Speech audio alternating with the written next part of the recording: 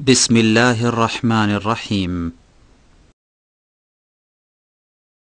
ومن أحسن قولا ممن دعا إلى الله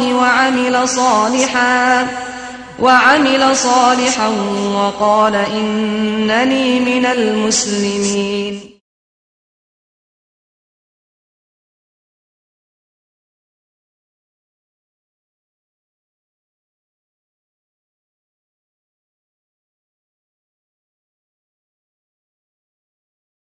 ونستعينه ونستغفره ونعوذ بالله من شرور أنفسنا ومن سيئات أعمالنا من يهده الله فلا مضل له ومن يضلله فلا هادي له وأشهد أن لا إله إلا الله وحده لا شريك له وأشهد أن محمدا عبده ورسوله يا أيها الذين آمنوا اتقوا الله حق تقاته ولا تموتن إلا وأنتم مسلمون يا أيها الناس اتقوا ربكم الذي خلقكم من نفس واحدة وخلق منها زوجها وبث منهما رجالا كثيرا ونساء واتقوا الله الذي تساءلون به والأرحام إن الله كان عليكم رقيبا يا أيها الذين آمنوا اتقوا الله وقولوا قولا سديدا يصلح لكم أعمالكم ويغفر لكم ذنوبكم ومن يطع الله ورسوله فقد فاز فوزا عظيما أما بعد فإن خير الحديث كتاب الله وخير الهدي هدي محمد صلى الله عليه وسلم وشر الأمور محدثاتها وكل محدثة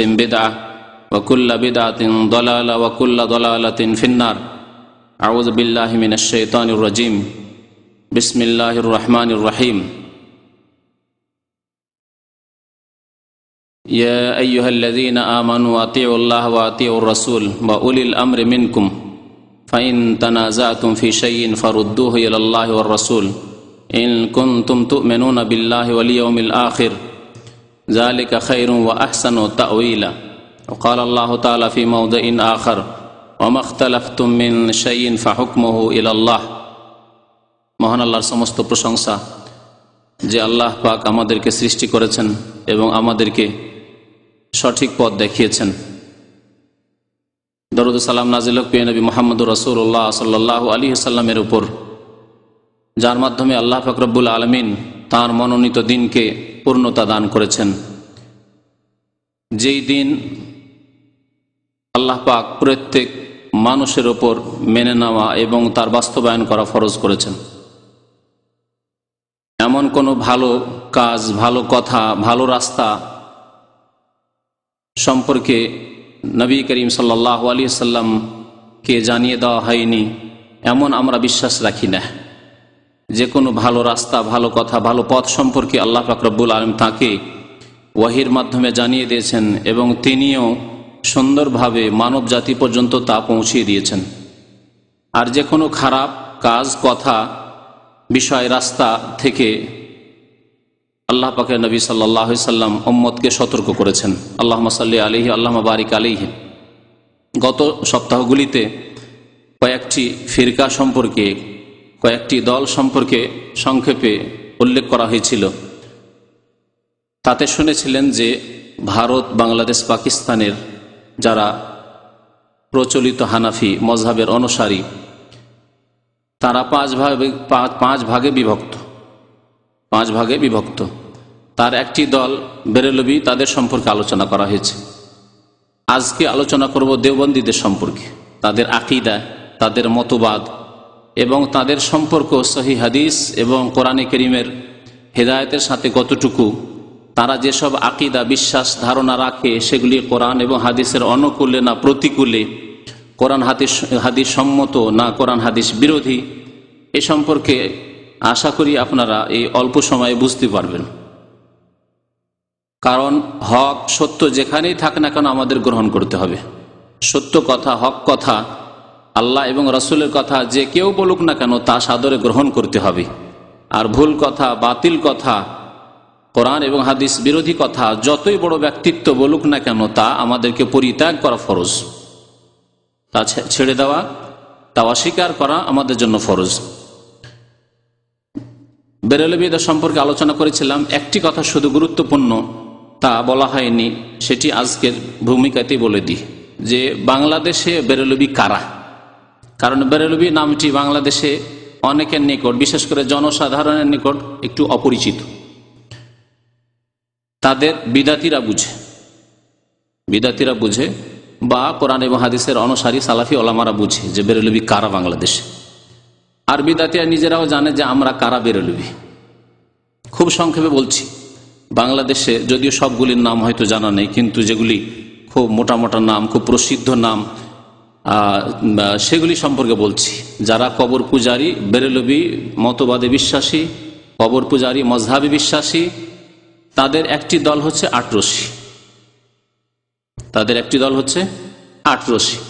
আটরশি পন্থী যারা, তারা কবর পূজারী বেরেলবি মতবাদে বিশ্বাসী। বেরেলবি মতবাদ সম্পর্কে আবার পুনরাবৃত্তি করার প্রয়োজন নেই যে তাদের আকীদা কি।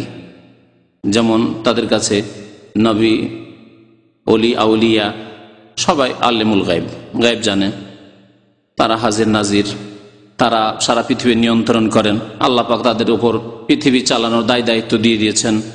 এমনকি নবী সাল্লাল্লাহু আলাইহি ওয়াসাল্লাম জান্নাত জাহান্নাম সবকিছুর মালিক, মানুষের ভাগ্যের মালিক। এমনকি পীরেরা, বিশেষ করে বড় পীর বা ওইরকম গৌস কুতুব যারা, তারা সবকিছুর মালিক, তকদির ভাগ্যের মালিক। যাকে ইচ্ছা সন্তান দেন, যাকে ইচ্ছা বন্ধা করেন, যাকে ইচ্ছা আল্লাহ মেয়ে দেন, যাকে ইচ্ছা তারা যাকে ইচ্ছা যা দেন আর কি। এইসব আকীদা সম্পর্কে এর আগে বলা হয়েছে। তো বেরেলবিদের একটি ফেরকা, একটি দল বা একটি তরিকা হচ্ছে আটরশি তরিকা, মুশরিক তরিকা। আর একটি হচ্ছে মাইজভান্ডারি তরিকা, এগুলি হচ্ছে সব বেরেলবি তরিকা। আর একটি হচ্ছে দেওয়ানবাগি তরিকা, এগুলি হচ্ছে বেরেলবি তরিকা। একটি হচ্ছে আমাদের সিলেটি ভাইরা চেনে ফুলতলি তরিকা, এরা হলো বেরেলবি। এইভাবে যারা বাংলাদেশে যারাই বলবে নিজেদেরকে রিজভি, কারণ তাদের মনোনীত নাম হচ্ছে, তাদের পছন্দনীয় নাম হচ্ছে রিজভি। আহমদ রেজা খান থেকে ওই রেজা শব্দ থেকে রিজভি নিয়েছে। যেমন খুলনা থেকে খুলনাবি, খুলনার কোনো অধিবাসী যদি হয় তো কি বলবেন? খুলনাবি। ঢাকার লোক হলে ঢাকাবি। তো সিলেট থেকে সিলেটি।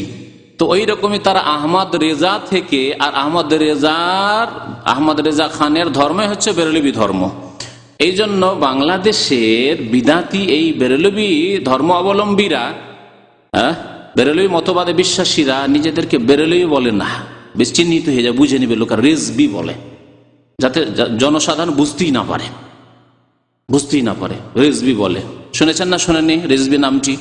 আমাদের এখানে ইউনুস আছে, সে বলে, ওই ব্রাহ্মণবাড়িয়া, কুমিল্লা এইসব এলাকার কথা বলে যে রিজভি খুব বেশি, ত্রিপুরা দিয়ে ওই দিক দিয়ে ঢুকেছে।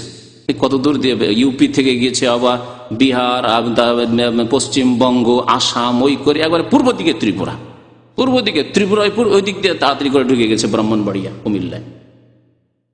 তো এইভাবে কবর মাজার পূজা আর মতবাদ, শিরকের মতবাদ এই উত্তরপ্রদেশের বেরেলি শহর থেকে গিয়ে বাংলাদেশে ঢুকেছে। এইগুলি দল ছিল বেরেলবি দল। এইরকমই যাদেরকে দেখবেন যে বলে যে রসুল আলেমুল গায়েব, রসুল হাজির নাজির, রসুল নূরের তৈরি, মাটির তৈরি নয়, এরা সব বেরেলবি। বাকি অন্যান্য তরিকাগুলি আছে যেগুলি প্রসিদ্ধ তরিকা, তাদের বেশ কিছু আছে দেওবন্দি, বরং অধিকাংশগুলি আছে যেগুলি বাংলাদেশে তরিকা আছে, অথবা মাদ্রাসা প্রতিষ্ঠান আছে, অথবা আলেম ওলামারা আছে সেই দেশে, সেগুলি হচ্ছে দেওবন্দি। হানাফিদের মধ্যে 5টি ভাগের একটি ভাগ হচ্ছে দেওবন্দি ফিরকায়। দেওবন্দি ফিরকার সাথে তারা সম্পর্কিত। এই দেওবন্দীদের সম্পর্কে আহলে সুন্নাত ওয়াল জামাতের আকীদা নিয়ে আলোচনা করার ক্ষেত্রে কিছু আকীদা পেশ করেছিলাম, যে তারা আহলে সুন্নাত নয়, যদিও তারা আহলে সুন্নাত ওয়াল জামাত বলে নিজেকে দাবি করে। এইরকম বেরেলবিরা, রিজভিরা নিজেদের নামই রেখেছে তাদের আহলে সুন্নাত ওয়াল জামাত, অথচ আহলে সুন্নাত ওয়াল জামাত অর্থাৎ সুন্নতের সাথে, হাদিসের সাথে এবং সাহাবায়ে কেরামের জামাত দলের সাথে তাদের আকীদার কোনো সম্পর্ক নেই। তারা ভ্রান্ত শিরকি আকীদায় বিশ্বাসী। সাহাবায়ে কেরাম, সালাফে সালেহিনের আকীদার সাথে তাদের কোনো সম্পর্ক নেই। দেওবন্দীদের আকীদা সম্পর্কে আজকে শুধু আকীদাগুলি বলে দেব প্রথম, আর তাদের বিভিন্ন কিতাবে রয়েছে তার বরাত, রেফারেন্স, পাতা নম্বর, কিতাবের নাম বলে দেব। আর পরবর্তীতে তাদের কিতাব থেকে ওই ঘটনাগুলি সময় হলে ইনশাআল্লাহ তাআলা ঘটনাগুলি বর্ণনা করব, যাতে ঘটনাগুলির মাধ্যমে জানতে পারি যে তাদের কিতাবে এই ঘটনাগুলির মাধ্যমে তারা এইসব ভ্রান্ত মতবাদে বিশ্বাসী, এটা প্রমাণিত হয়।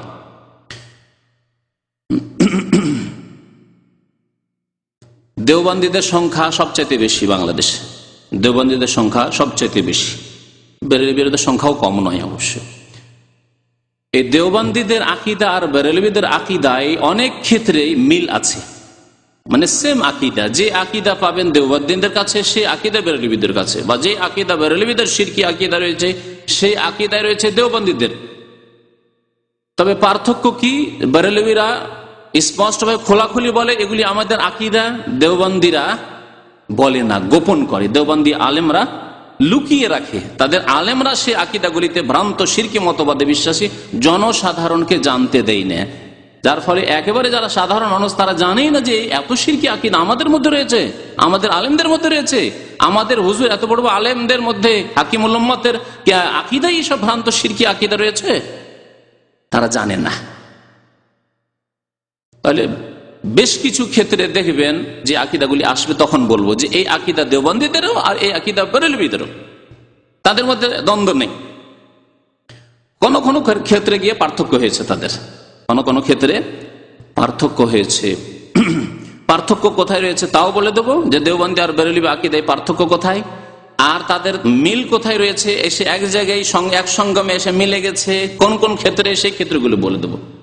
শুধু পার্থক্য যে এরা লুকিয়ে রাখে শিরকগুলিকে, তাদের দেওবন্দীরা, আর বেরেলবিরা তাদের খোলাখুলি তাদের মজলিসে, তাদের জলসা মাহফিলে, ওয়াজ মাহফিলে বয়ান করে।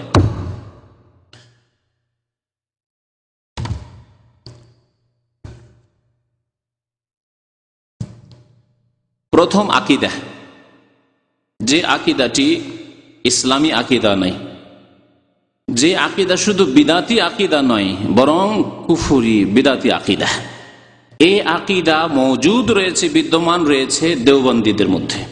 সেই আকীদা হচ্ছে ওয়াহদাতুল ওজুদের আকীদা। আরবিতে তাকে বলা হয় ওয়াহদাতুল ওজুদ। ওয়াহদা ওয়াহেদ থেকে এক হয়ে যাওয়া, আর ওজুদ মানে হচ্ছে অস্তিত্ব। তো পৃথিবীতে যা কিছু আছে, পৃথিবীতে যা কিছু আছে, আসমান জমিন, আরশ, কুরসি, আল্লাহ পাক, খালেক, মখলুক, আল্লাহর সৃষ্টি জগৎ, আর সৃষ্টি জগতের মধ্যে আবার যাদের জীব আছে, মানুষ, জিন, পশু, প্রাণী, যত রকমের হাইওয়ান রয়েছে, জীব জন্তু রয়েছে, পাখি রয়েছে ইত্যাদি, সমস্ত কিছু এ হচ্ছে কি, এগুলো হচ্ছে অস্তিত্ব, ওজুদ।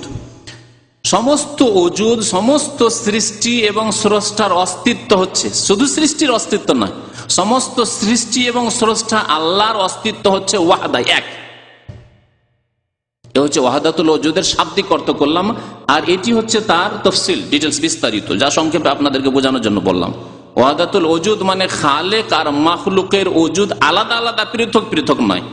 আল্লাহ এবং মখলুক সৃষ্টি জগতের অস্তিত্ব আলাদা আলাদা, পৃথক পৃথক নয়, বরং সবকিছু হচ্ছে এক,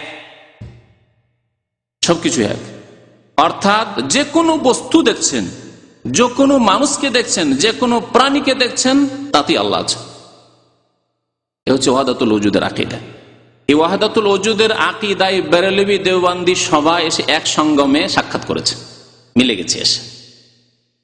বুঝেন তো, সঙ্গম না, দুটো রাস্তা এসে এক জায়গায় এসে মিলে গেল। তো দুইটি ফিরকা তো বেরিয়ে গেছে, কিন্তু এখানে এসে এরা মিলে গেছে। বেরেলবিরাও বলে ওয়াহদাতুল ওজুদের প্রতি তাদের ঈমান রয়েছে, আর দেওবন্দীদের কিতাবাদিতে ভরপুর রয়েছে ওয়াহদাতুল ওজুদ। দেওবন্দীদের বড় বড় কয়েকজন তাদের শিরোমণি আলেমদের নাম বলে দিই, তাহলে বুঝতে আরো সুবিধা হবে যে তাদের কিতাবাদিতে এইসব আকীদা পাবেন। তাদের সবচাইতে বড় শিরোমণি হচ্ছেন এমদাদুল হাজি এমদাদুল্লাহ মুহাজির মক্কি, যিনি মক্কায় থাকতেন। আর এই ওয়াহদাতুল ওজুদের আকীদা নিজেই শুধু রাখতেন না, এর জন্য কঠোর পরিশ্রম করে প্রচার করতেন, বড় তাবলীগ করতেন, মুবাল্লিগ ছিলেন তিনি এই ওয়াহদাতুল ওজুদের।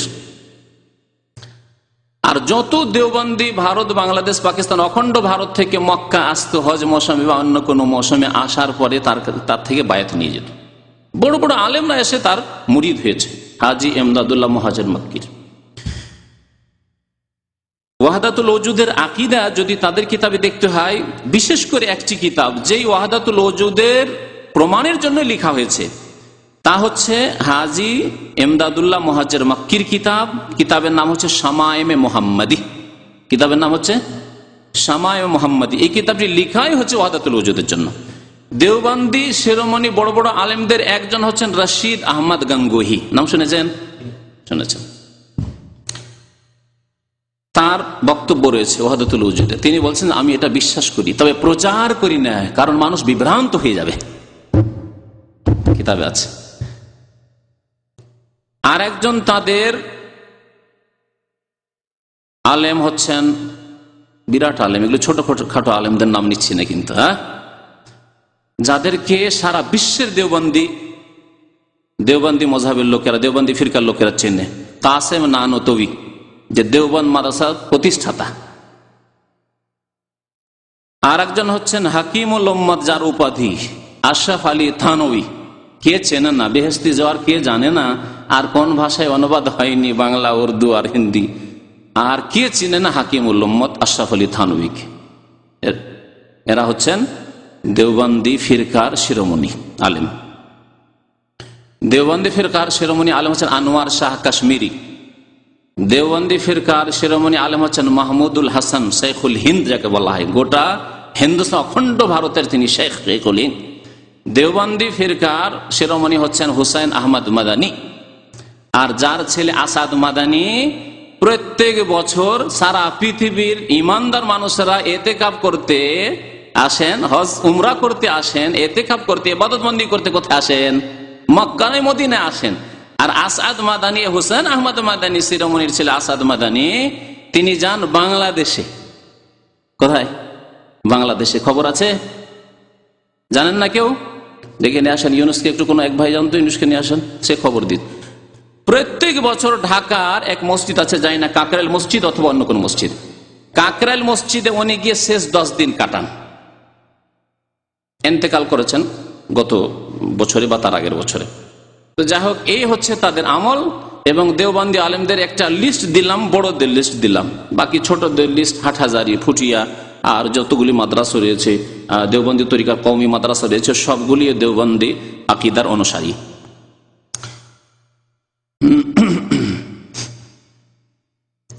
এই আকীদা ওয়াহদাতুল ওজুদের আকীদা, আনোয়ার শাহ কাশ্মীরের নাম নিলাম, তার কিতাব ফাইজুল বারীতে রয়েছে। ফাইজুল বারী নামক এক কিতাব লিখেছেন বুখারী শরীফের ভাষ্য বলে, বুখারী শরীফের ভাষ্য বলে লিখেছেন। আর তাতে তিনি ওয়াহদাতুল ওজুদ মানে সারা পৃথিবীর অস্তিত্ব হচ্ছে এক, আল্লাহ সৃষ্টি সব এক, এই আকীদা তিনি লিখেছেন। এই আকীদায় রয়েছে শাব্বির আহমদ উসমানীর তাফসীর। শাব্বির আহমদ উসমানী একজন খুব বড় আলেম মুফাসসির দেওবন্দি ফিরকার, নাম শুনেছেন? শাব্বির আহমদ উসমানীর তাফসীর রয়েছে, তাফসীর করেছেন। আর একজন বড় আলেম হচ্ছেন মুফতি শাফি, পাকিস্তানের অদ্বিতীয় মুফতি। যারা ৭১-এর আগে বড় সাবালক ছিলেন তারা হয়তো পাকিস্তান টিভি থেকে যারা শুনেছেন, পাকিস্তানের মুফতি আম বা মুফতি আজম, বড় মুফতি ছিলেন। কোরআনের অনুবাদ যেটি মহিউদ্দিন খান বাংলায় অনুদিত করেছে, জি, এটি হচ্ছে মুফতি শাফির মাআরিফুল কোরআন।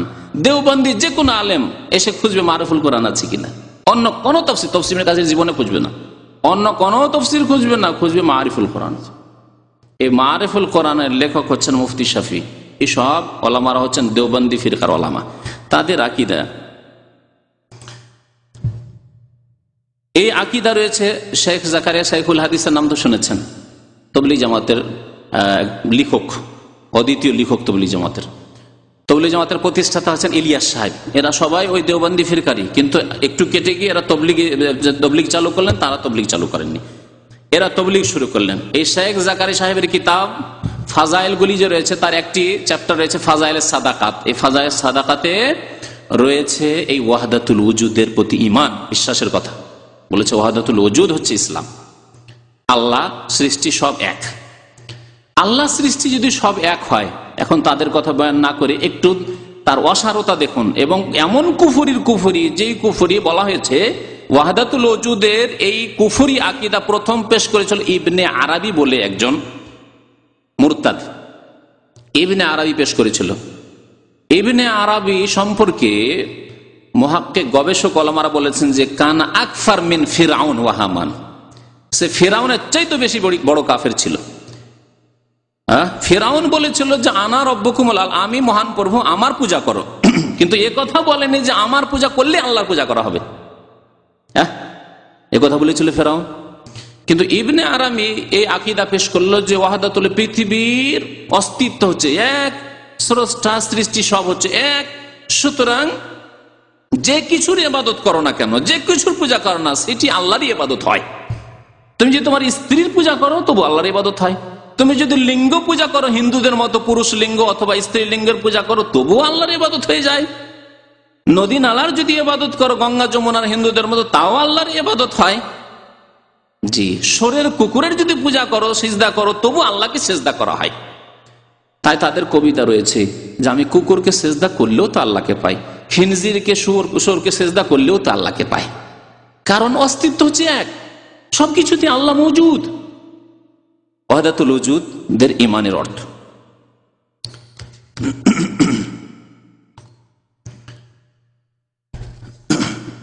আকীদাগুলি তাদের শুনিয়ে দিই, তারপরে তাদের কিতাব থেকে প্রমাণ বলো। দ্বিতীয় আকীদা শোনেন, ইসলাম বিরোধী আকীদা। তাদের আকীদা, এই পীরতন্ত্র সম্পর্কে আলোচনা করতে গিয়ে দীর্ঘদিন আগে আকীদার কথা বলেছিলাম। তাদের একটি আকীদা হচ্ছে যে তাসাউউরে শেখ করতে হবে। ইবাদত বন্দেগীতে যদি মনোনিবেশ করতে হয়, ইবাদত বন্দেগীতে যদি একাগ্রতা সৃষ্টি করতে হয়, ইবাদত বন্দেগীতে যদি একবারে উচ্চ পর্যায়ে পৌঁছিতে হয়, তাহলে পীর সাহেবের তাসাউর ধ্যান করতে হবে। তাসাউর মানে ধ্যান করা, আর শেখ মানে পীর। তো পীর সাহেবের ধ্যান করতে, যার মুরিদ হয়েছেন যেই পীর সাহেবের, তার ধ্যান করতে হবে আপনার ইবাদত বন্দেগীতে। নামাজ পড়বেন, সেজদায়, রুকুতে, নামাজের যে কোনো অঙ্গ প্রত্যঙ্গে আপনি কি করবেন? পীর সাহেবের ধ্যান করবেন। রোজা রাখবেন, পীরের ধ্যান করবেন। জিকির করবেন, কিন্তু জিকির আল্লাহ, ধ্যান করবেন পীরের। জি, নামাজও, জি, সেজদাতেও। শুধু না, বছরকে বছর তারা ধ্যান করতেন। তাদের কিতাবে তা আছে যে দীর্ঘদিন ধরে, কেউ বলছে 2 বছর 3 বছর ধরে, কেউ বলছে সারা জীবন ধরে আমার পীর সাহেব আমার কলবে সব সময় ধ্যানে থেকেছে, সবসময় ধ্যান করেছে। তাসাউরে শেখের আকীদা। এই তাসাউরে শেখ সম্পর্কে আল্লাহ মওদুদীকে উদ্ধার করেছেন। মওদুদী যদি ইঙ্গিত করেছি এর আগে ভুলভ্রান্তির কথা, কিন্তু আল্লাহ পাক মওদুদীকে এই কুফরি থেকে উদ্ধার করেছেন। মওদুদী সাহেবের উপরে চরম খণ্ডন করেছেন, যার ফলে দেওবন্দিরা এত অসন্তুষ্ট হলো যে অসন্তুষ্ট হয়ে দেওবন্দিরা মওদুদী সাহেবের উপর কুফরির ফতোয়া দিল। মওদুদী সাহেব কিছু ভুল করেছেন, যার কারণে দেওবন্দিরা কুফরির ফতোয়া দেয়নি, তাদের উপর আঘাত পড়েছে। যে আমরা তাসাউরে শেখে বিশ্বাসী, আর তাসাউরে শেখে কুফরি শিরক বলে আখ্যায়িত করলো মওদুদী। সালাফি ওলামারা তো করেছেন, কিন্তু তাদের ঘর থেকে হানাফিদের একজন আবুল আলা মওদুদী যদি বলে যে এটি কুফরি আকীদা, তাসাউরে শেখ, পীরের ধ্যান করা, নামাজ রোজায়, হজ জাকাতে, ইবাদত বন্দেগীতে, সেজদায়, রুকুতে, তাহলে তাদের উপরে তো ঘর থেকে আঘাত। এই আঘাতের কারণে এমন মরিয়া হয়ে পাগল হয়ে উঠলো যে চরমনাইয়ের পীর একেবারে সবচাইতে বড় জবান তার লম্বা ছিল, মওদুদী পন্থীর উপর কুফরির ফতোয়া দেওয়া ছিল কি ছিল না? হ্যাঁ, চরমনাই হচ্ছে এই দেওবন্দি, এইসব আকীদা বিশ্বাসী, পীরের ধ্যানে বিশ্বাসী। জি, এই আকীদা তাদের কিতাবে রয়েছে। শামায়েমে মুহাম্মাদিয়া, যে হাজী ইমদাদুল্লাহ মুহাজ্জির মাক্কি, তার কিতাবেও রয়েছে, আর ইমদাদুল মুশতাকেও রয়েছে। এছাড়া বহু কিতাবে রয়েছে এই আকীদা। পরে ইনশাআল্লাহ যেমন বললাম যে ঘটনাগুলো যখন বর্ণনা করবো কোনখানে রয়েছে, সেই কিতাবের বিস্তারিত হাওয়ালা দেব। তাদের তৃতীয় আকীদা, বলেন তাসাউরে শেখ, আপনি ধ্যান করবেন, আপনি নামাজ পড়বেন, আল্লাহর ধ্যান করবেন না আপনি পীরের ধ্যান করবেন?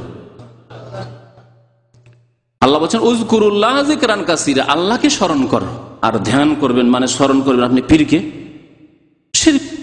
ফাযকুরুনি আযকুরকুম, আমাকে স্মরণ করো, আমি তোমাদেরকে স্মরণ করবো। আরে বলছেন না, আমি পীরকে স্মরণ করবো, পীরের ধ্যান করবো। সংক্ষেপে আকীদাগুলি শুনে যান। 3 নম্বর আকীদা হচ্ছে দেওবন্দীদের যে কবর থেকে ফায়েজ আসে। ফায়েজ মানে কোনো কিছু বহে আসা, এই জন্য পানি বয়ে গেলে বলে ফাদাল মা, পানি বয়ে গেল। তো আপনি কবরের কাছে গিয়ে, বিশেষ করে ওলি আউলিয়ার কবরের কাছে গিয়ে, দেওবন্দি বড় বড় আলেমদের কবরের কাছে গিয়ে, আনোয়ার শাহ কাশ্মীরের কবরের কাছে গিয়ে, কাসিম নানতুর কবরের কাছে গিয়ে, ইমদাদুল্লাহ মুহাজ্জির মাক্কির কবরের কাছে গিয়ে, রাশিদ আহমদ গাঙ্গুহির কবরের কাছে গিয়ে, আশরাফ আলী থানভীর কবরের কাছে গিয়ে, ইলিয়াস সাহেবের কবরের কাছে গিয়ে, জাকারিয়া সাহেবের কবরের কাছে গিয়ে, এসবের কবরের কাছে গিয়ে যদি তাদের ওলি, তাদের কবরের কাছে গিয়ে যদি ধ্যান করেন আপনি, যদি দাঁড়ান সেখানে গিয়ে মুরাকাবা করেন, তাহলে সেখান থেকে বরকত, নূর বয়ে আপনার অন্তরে কলবে আসবে। এই হচ্ছে ফায়েজ। কবর থেকে ফায়েজ আসা, কবর থেকে উপকৃত হওয়া। জি, নবী করিম সাল্লাল্লাহু আলাইহি ওয়াসাল্লাম কি বলেছেন? কবর জিয়ারত করলে কি উপকার হয়? জুরুল কবুরা ফাইন্না তুযাক্কিরুকুমুল আখিরা, কবর জিয়ারত করলে তোমাদের আখিরাত স্মরণ আসবে। যদি কবর থেকে কিছু নূর আসতো, ফয়েজ আসতো, বরকত বয়ে আসতো, তো নবী সাল্লাল্লাহু আলাইহি ওয়াসাল্লাম বলতেন যে কবর জিয়ারত করো, কারণ সেখান থেকে বরকত বয়ে আসবে, নূর আসবে সেখান থেকে, কথা বলেছেন। এবং আল মাইয়িতু ফিল কবরি কাল গারিক, মৃত ব্যক্তি কবরে হাবুডুবু করা লোকের মতো, সাঁতার জানে না, ডুবছে, তাহলে কি করতে হবে আপনাকে? তাকে উঠাইতে হবে। একটি লোক হাবুডুবু করছে, সাঁতার জানে না, দেখছেন সমুদ্রের তীরে ডুবছে, তাহলে উঠাবার চেষ্টা করবেন যেভাবে হোক না কেন। তাহলে এই লোক কবরে মারা গেছে, হাবুডুবু করছে আযাবে, আল্লাহর আযাবে, তাকে উঠাবার জন্য দোয়া করতে হবে। দোয়া করেন। এই দুটি কাজের জন্য কবরের কাছে যাবেন আপনি। আর তৃতীয় শিরকি কাজ হচ্ছে যে কবর থেকে নূর আসবে, কবর থেকে বরকত আসবে, কবর থেকে আমার ঈমান একবার মজবুত হয়ে যাবে। কবরের কাছে গিয়ে যদি আমি চোখ বন্ধ করে যদি ধ্যান করি, তাহলে মুরাকাবা করি, তাহলে কবর থেকে ফেজ আসা। এই যে আকীদাগুলি বললাম, ওয়াহদাতুল ওজুদের আকীদা বললাম এক, তারপরে পীরের ধ্যান, তাসাউরে শাইখের আকীদা বললাম, তারপরে কবর থেকে ফেজ আসার আকীদা, সবগুলিতে একমত দেওবন্দি বেরেলভী। এসব নিয়ে ঝগড়া তাদের নেই, এসব নিয়ে ঝগড়া নেই। কিন্তু দেওবন্দি বেরেলভী সেম সেম, এখানে এইসব নিয়ে কোনো ঝামেলা। চরমনাই তরিকা, শশীনাথ তরিকা, হাটহাজারি আর ওই ফুটিয়ার তরিকা, এদের তরিকা, আর ওবায়দুল হক সাহেবের তরিকা, মহিউদ্দিন খানের তরিকা, আর কাদের তরিকার কথা বললাম, আটরসি, মাইজভান্ডারি, ফুলতলি, এইসবের মাঝে কোনো পার্থক্য নেই। এইসব আকীদায় যে তিনটি আকীদার কথা বর্ণনা করলাম। চতুর্থ আকীদা শোনেন, এই কবর থেকে ফয়েজ আসার আকীদা তাদের বিভিন্ন কিতাবে রয়েছে। জি, আল মুহান্নাদ আল মুফান্নাদ, এই কিতাব থেকে কিছু কথা শুনিয়েছিলাম, সেই কিতাবে রয়েছে। তাদের আর একটি চতুর্থ আকীদা হচ্ছে যে সুফিবাদে বিশ্বাসী, তারা সুফিবাদে বিশ্বাসী এবং সুফিবাদের দ্বারা পুরোপুরি বাস্তবায়ন করে। এই ক্ষেত্রে দেওবন্দি বেরেলভী সেম সেম। বেরেলভীদের মধ্যেও তাসাউফ রয়েছে পুরো মাত্রায়, আর পূর্ণ মাত্রায় তাসাউফ রয়েছে, ওই রকমই সুফিবাদ রয়েছে দেওবন্দীদের মধ্যেও। এবং সুফিবাদের কিছু পরিভাষা আছে, টার্ম আছে, ইস্তিলাহ, শরীয়তি পরিভাষা, যেমন নামাজ, রোজা, সালাত, যাকাত, হজ, এগুলি হচ্ছে কি ইসলামিক পরিভাষা, ঠিক না? তেমনি সুফিবাদের কিছু পরিভাষা আছে যেগুলি কোরআন হাদিসে কোথাও পাবেন না। তার মধ্যে একটি হচ্ছে মুরাকাবা। মুরাকাবা, মুরাকাবা, চোখ বন্ধ করে যেমন হিন্দুদের সাধু সন্ন্যাসীরা ধ্যান করে না, এইসব ধ্যান হচ্ছে মুরাকাবা। ওয়াল ফানা ফি শেখ, আর পীরের মধ্যে বিলীন হয়ে যা, ফানা হয়ে যা মানে একবার নিশ্চিন্ন হয়ে যা, আপনার কোনো অস্তিত্ব নেই, আপনি পুরো নিজেকে বিলীন করে দিয়েছেন আপনার শেখ পীরের মধ্যে, এই আকীদা ফানা ফি শেখ, এই আকীদা। তারপরে আল ফায়জুর রুহানি, রুহানি ফায়জ, চরমনাইয়ের একটি কিতাবের নামে রুহানি ফায়জ আছে না? আমাদের জামান সাহেব একবার স্মরণ করিয়েছিলেন, মনে আছে না ভুলে গেছেন? কিতাবের নাম হচ্ছে রুহানি ফায়জ। তো রুহানি ফায়জ মানে আধ্যাত্মিক ফায়জ, আধ্যাত্মিক দিক থেকে লাভবান হওয়া, কোনো ব্যক্তির মুরিদের পীর থেকে লাভবান হওয়া, পীর থেকে কোনো কিছু তার কলবে চলে আসা, তার ইমানে উন্নতি সাধন হওয়া, এ হচ্ছে ফায়জ রুহানি। এসব কথা রয়েছে শিহাবুস সাকিব কিতাবে। এই কিতাবের লেখক হচ্ছেন হুসাইন আহমদ মাদানী, আসআদ মাদানীর পিতা হুসাইন আহমদ মাদানী।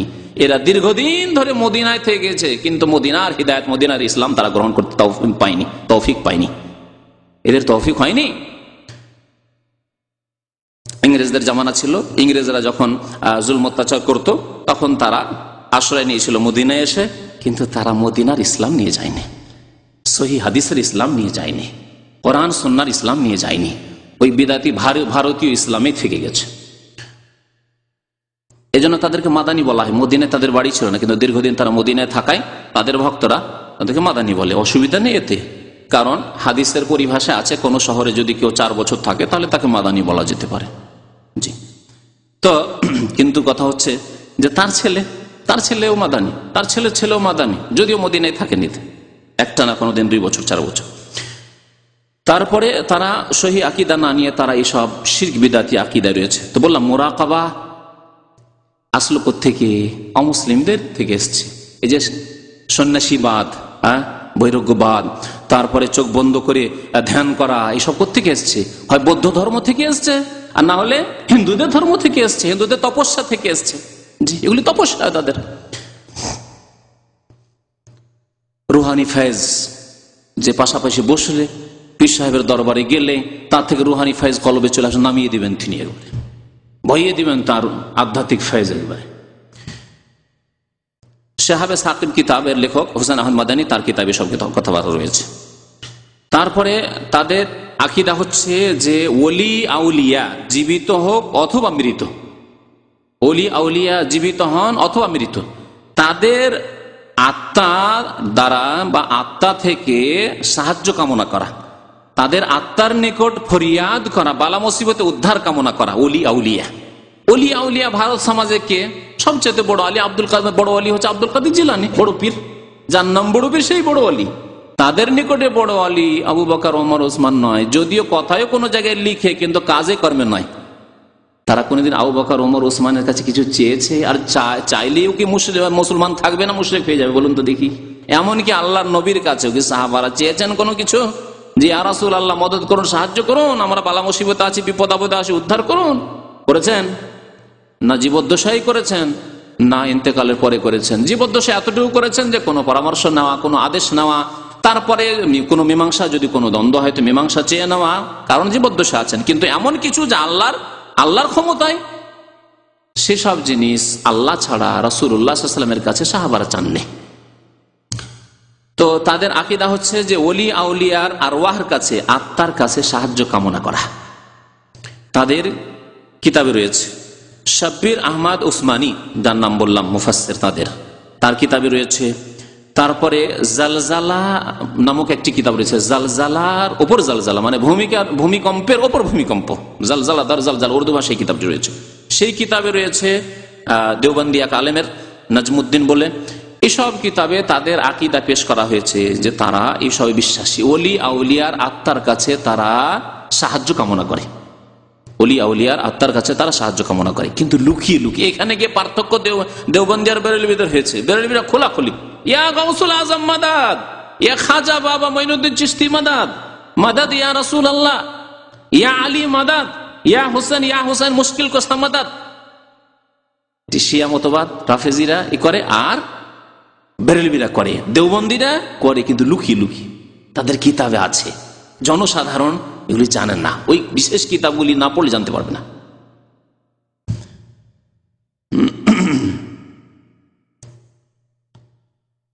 তাদের জীবিত হোক মৃত হোক, জীবিত হলেও চাওয়া যাবে, ফরিয়াদ করা যাবে, আর মৃত হলেও চাওয়া যাবে। এই জন্যই মনে হয় একটি বক্তব্য দিলওয়ার হোসেন সাইদির বক্তব্য, শুনে রাখুন। দিলওয়ার হোসেন সাইদির বক্তব্য, আর এই বক্তব্য দেওবন্দিরা যেখানে সেখানে শোনায় যে ইবনে বতুতা কোন দেশের লোক ছিল, কে বলতে পারেন? ইবনে বতুতা খুব প্রখ্যাত পর্যটক, মুসলিম জাতির একজন খুব প্রসিদ্ধ প্রখ্যাত পর্যটক, সারা পৃথিবী ভ্রমণ করেছেন, প্রায় সারা পৃথিবী। তখনকার সারা পৃথিবী মানে তিনি মরক্কো থেকে বেরিয়েছিলেন, পশ্চিম আফ্রিকা মরক্কো থেকে বেরিয়েছিলেন, আর চীন পর্যন্ত তিনি পৌঁছেছিলেন। তখন সমুদ্র আটলান্টিক আর প্রশান্ত পার হয়ে যাওয়ার, ইউরোপ, কানাডা এসব যাওয়ার হয়তো এই ব্যবস্থা ছিল না। আজকে থেকে কয়েকশো বছর আগের ঘটনা, ইবনে বতুতার ঘটনা। ইবনে বতুতা নাকি একবার গিয়ে আসামের জঙ্গলে হারিয়ে যায়। তখন তো জঙ্গল ছিল, জনবস্তি কম ছিল, জঙ্গল আর জঙ্গল ছিল। আসামের জঙ্গলে গিয়ে হারিয়ে যায়। সাইদির বক্তব্য রয়েছে এই কথা। শিরকি আকীদা শুনুন ভালো করে, দেওবন্দীদের। হারিয়ে যায়। সেই জামানা ছিল শাহজালালের জামানা, মানে শাহজালাল তখন জীবিত। আপনাদের পীর সাহেব, সিলেটের পীর সাহেব, হ্যাঁ, শাহজালাল জীবিত। শাহজালাল জানতে পেরে নিলেন, দেখলেন আলেমুল গায়েব হয়ে গেলেন। শাহজালাল এত বড় পীর যে তিনি আল্লাহর গুণ পেয়ে গেলেন, আলেমুল গায়েব হয়ে গেলেন। কোথায় সিলেট আর কোথায় আসামের কামাক্ষার বা কামাক্ষার জঙ্গল, বাংলা বলে কামাক্ষা আর ওই হিন্দি ভাষা বলে কামাক্ষা। ওই যে দেশ থেকে ওই সাপুরিয়েরা আসে, তারপরে ওই জাদুঘররা খুব বেশি আসে। জি, কামরূপ, সহজ ভাষা বলে কামরূপ। একটা কামরূপ মেল আছে ভারতে, একটা ট্রেন চলে যার নামই হচ্ছে কামরূপ, তো আসল নাম কিন্তু তার কামাক্ষা। তো ওখানে গিয়ে হারিয়ে গেছে জঙ্গলে। উদ্ধার করবে কে? যদি বালা মুসিবত আসে কে উদ্ধার করে? আল্লাহ কোরআনে বলছেন আম্মাই ইউজিবুল মুত্তাররা, যে ব্যক্তি অসহায় হয়ে যায় তার দোয়া কে শোনে? আল্লাহ।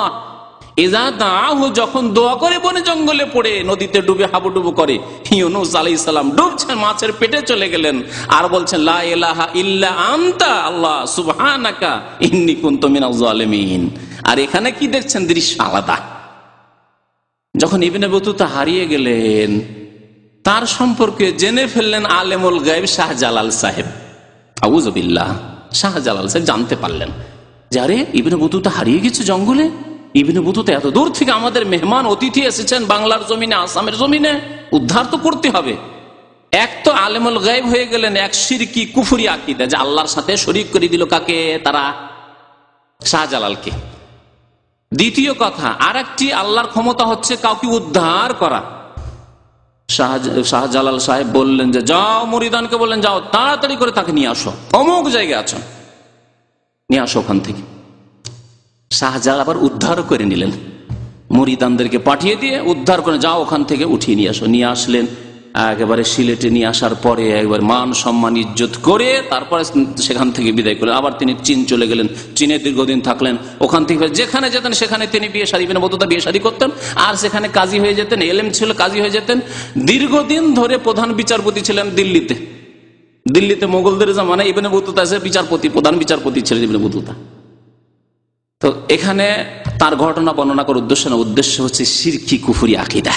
দেখলেন সাইদি সাহেব এই বক্তব্য করছে আর তারপরে কোনো নোট নাই যে শিরকি আকীদা, বরং মানুষকে বলছে দেখলেন কি কেরামত আউলিয়া উলিয়ার, দেখলেন যে সব জানতে পারলেন আলেমুল গায়ব শাহজালাল। এই হচ্ছে শাহজালালের দেশ, বারা উলিয়ার দেশ, আমরা সব জানি, আমাদের উলিয়া উলিয়ারা সবকিছু জানে।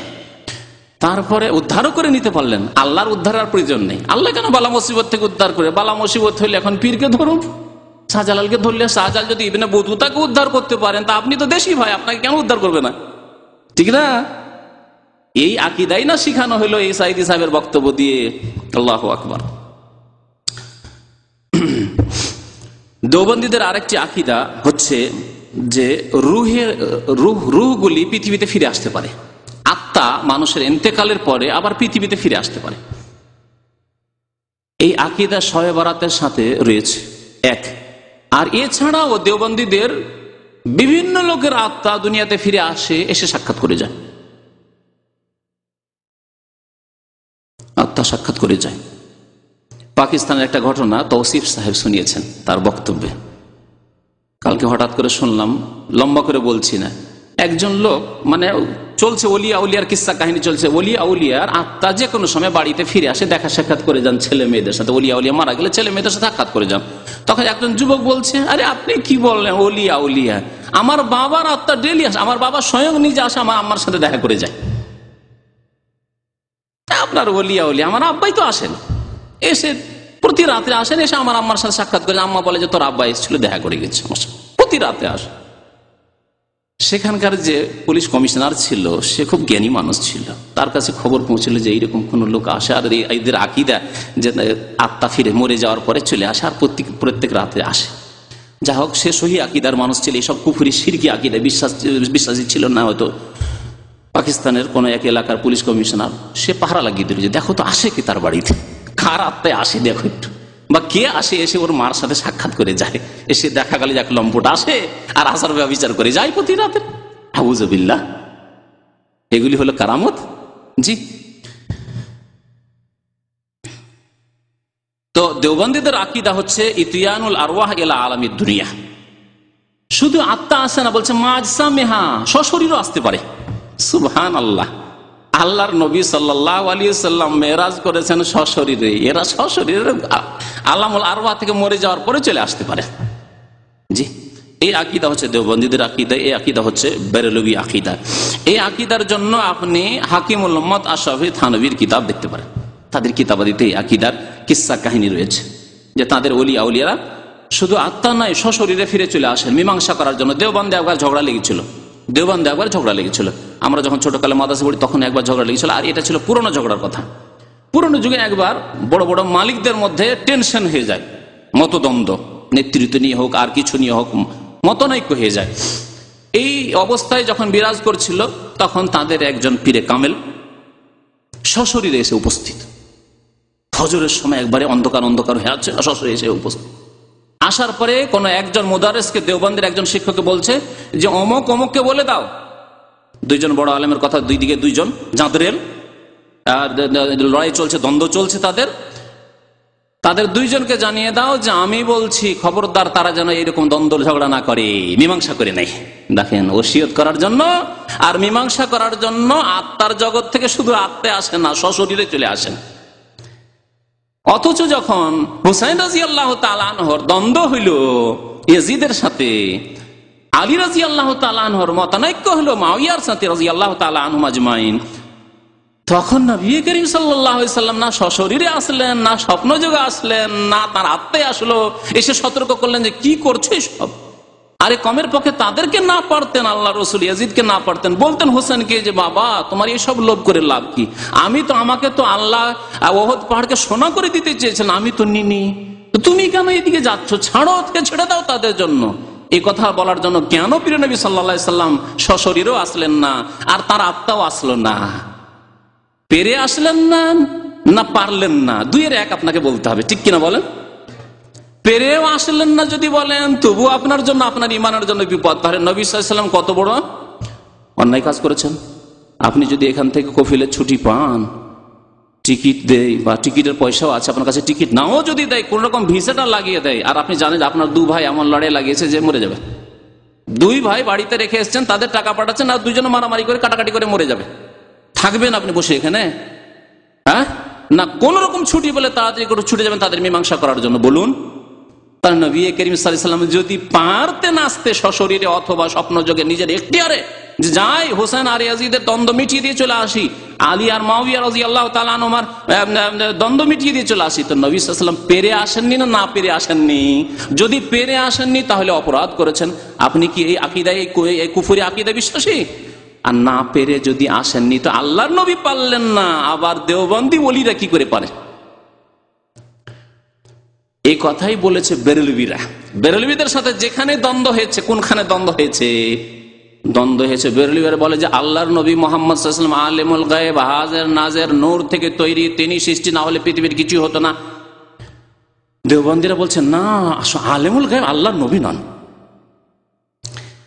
আল্লাহর নবী হাজির নাজির নন, সব জায়গায় হাজির না, নন, দেওবন্দিরা বলছে। তখন বেরেলভিরা বললো যে আরে আশ্চর্য কথা, তোমরা তোমাদের কাসেম নানুতুবিকে আলিমুল গায়ব বলতে পারো, ইমদাদুল্লাহ মুহাজির মাক্কিকে আলিমুল গায়ব বলতে পারো, রশিদ আহমদ গাঙ্গুহিকে আলিমুল গায়ব বলতে পারো, আশরাফ আলী থানভীকে বলতে পারো, আর আমরা যদি মুহাম্মদুর রাসূলুল্লাহ সাল্লাল্লাহু আলাইহি ওয়াসাল্লামকে আলিমুল গায়ব বলি তো আমরা কাফের মুশরিক হয়ে গেলাম। নবীকে বললে আমরা মুশরিক, আর তোমরা তোমাদের আলেমদেরকে বলে তোমরা মুশরিক হও না, তোমাদের ইসলাম আবার থাকে নাকি? বুঝতে পারছেন? এই কথা বেরেলভিরা তাদেরকে বললো, দেওবন্দীদেরকে, যখন তাদের ঝগড়া হইল তখন।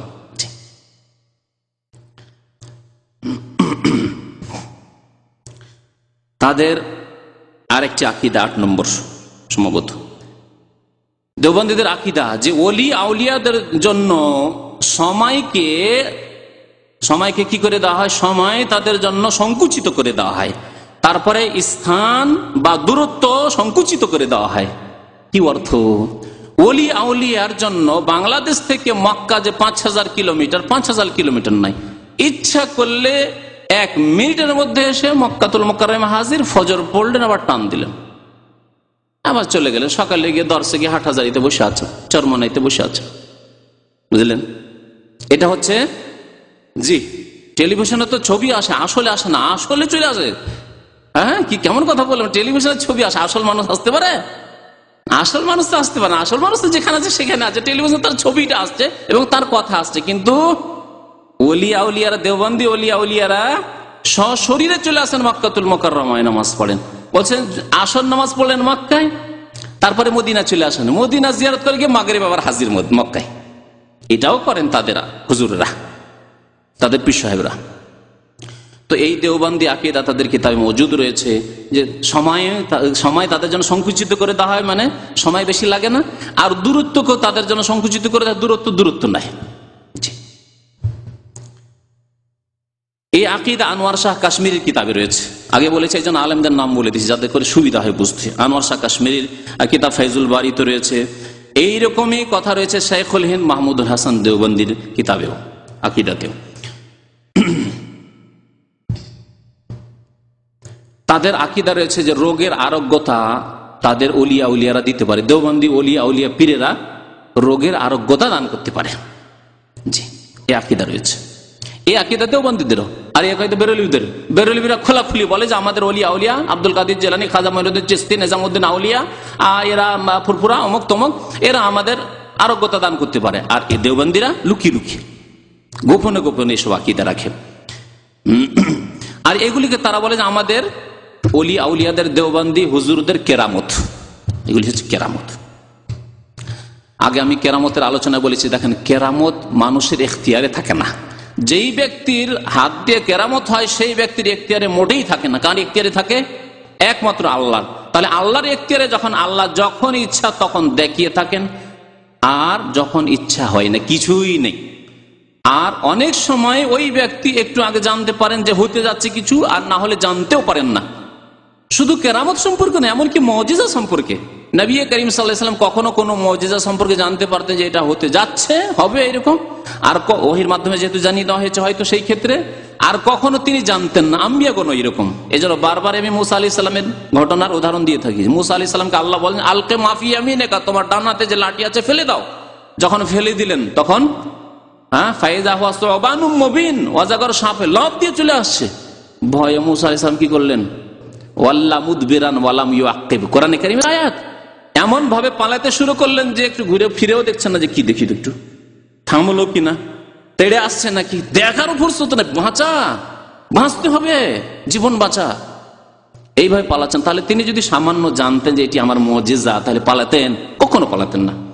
নবী করিম সাল্লাল্লাহু আলাইহি ওয়াসাল্লামের মুজিজার কথা দেখেন। নবী করিম সাল্লাল্লাহু আলাইহি ওয়াসাল্লাম কখনো অল্প পানিতে অনেক পানি হয়ে গেছে, অল্প খাবারে অনেক খাবার হয়ে গেছে, হয়েছে না? আবার কখনো পেটে পাথর বেঁধে 1টি 2টি 3টি পর্যন্ত পাথর বেঁধে আছেন। তাহলে যদি নিজের হাতে খাবার পয়দা করা থাকতো আল্লাহর মতো, তাহলে খাবার পয়দা যে কোনো সময় করে নিতেন, অনাহারে কেন থাকতেন? এমন কোন ক্ষমতাবান যার হাতে ক্ষমতা আছে খাবার, সে না খেয়ে থাকবে নাকি? রোজা ছাড়া তো না খেয়ে থাকবে না। নবী করিম সাল্লাল্লাহু আলাইহি ওয়াসাল্লামের বাড়ি 1 মাস 2 মাস 3 মাস মা আয়েশা রাদিয়াল্লাহু তাআলা আনহা পর্যন্ত একটানা 3 মাস ধরে মা ইউকাদু নারান, বাড়িতে আগুন জ্বলতো না, চুলা জ্বালাবার ব্যবস্থা থাকতো না। তাহলে যার মুজিজাতে অল্প খাবার, 1 কিলো 2 কিলো আটা রয়েছে, আটা রুটি রয়েছে, আর 300-400 লোক খেয়ে নিলেন কোনো ঘটনায়। আবার কখনো মাসকে মাস 3 মাস চলে যাচ্ছে, একটা না বাড়িতে কিছু নেই। জিজ্ঞাসা করছেন মা আয়েশাকে অন্যান্য মহিলারা, সাহাবিয়াতরা, যে তাহলে আপনারা কি খেয়ে বাঁচতেন? তিনি বলছেন যে মাইয়া ইল্লাল আসওয়াদান, 2টি জিনিস বাড়িতে থাকতো, একটা হচ্ছে আল মা ওয়া তামারু, খেজুর থাকতো, 2-3টা খেজুর নিয়ে নিতাম, আর তার উপর একটু পানি খেয়ে নিতাম। এইভাবে দিনের উপর দিন, মাসের উপর মাস চলে যেত। আল্লাহু আকবার। তাহলে মুজিজা নিজের ক্ষমতায় থাকলেন। নবী সাল্লাল্লাহু আলাইহি ওয়াসাল্লাম নিজে তো অনাহারে থাকতেন, বিবিদেরকে অনাহারে রাখতেন, ছেলে মেয়েদেরকে অনাহারে রাখতেন? কখনো না।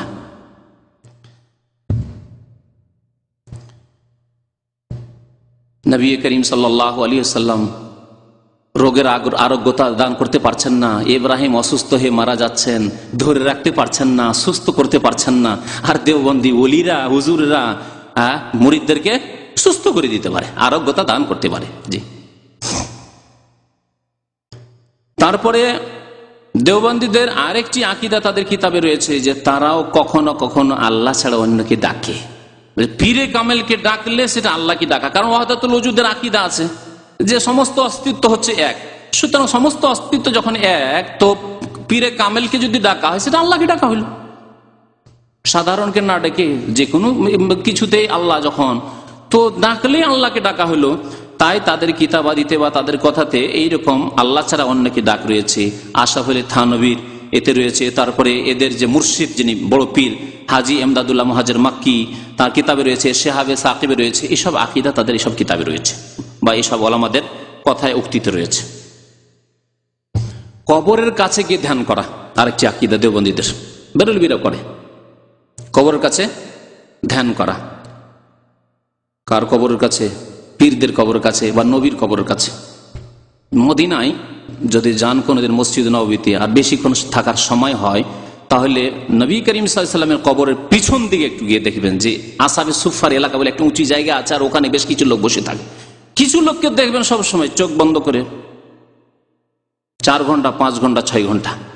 ইলিয়াস সাহেব, যে তাবলীগ জামাতের প্রতিষ্ঠাতা এবং দেওবন্দি একজন প্রখ্যাত আলেম, তিনি তাই করতেন। 5 ঘন্টা 6 ঘন্টা ধরে ধ্যান করতেন নবী সাল্লাল্লাহু আলাইহি ওয়াসাল্লামের কবর মুবারকের পেছন দিকে ধ্যান করতেন। এই কবরের ওপর মুরাকাবা, কবরে গিয়ে ধ্যান করা, এই আমল, এই আকীদা তাদের ছিল।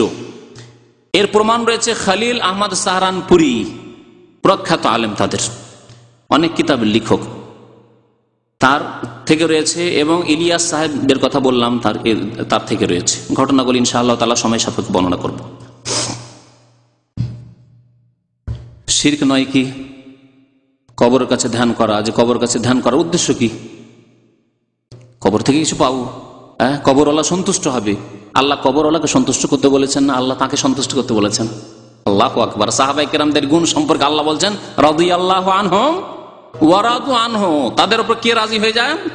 আল্লাহ রাজি হয়ে যান, এবং আল্লাহর উপর তারাও রাজি হয়ে যাবে। এত আল্লাহ তাদেরকে পুরস্কার করবেন যে তারাও আল্লাহর উপর রাজি হয়ে যাবে।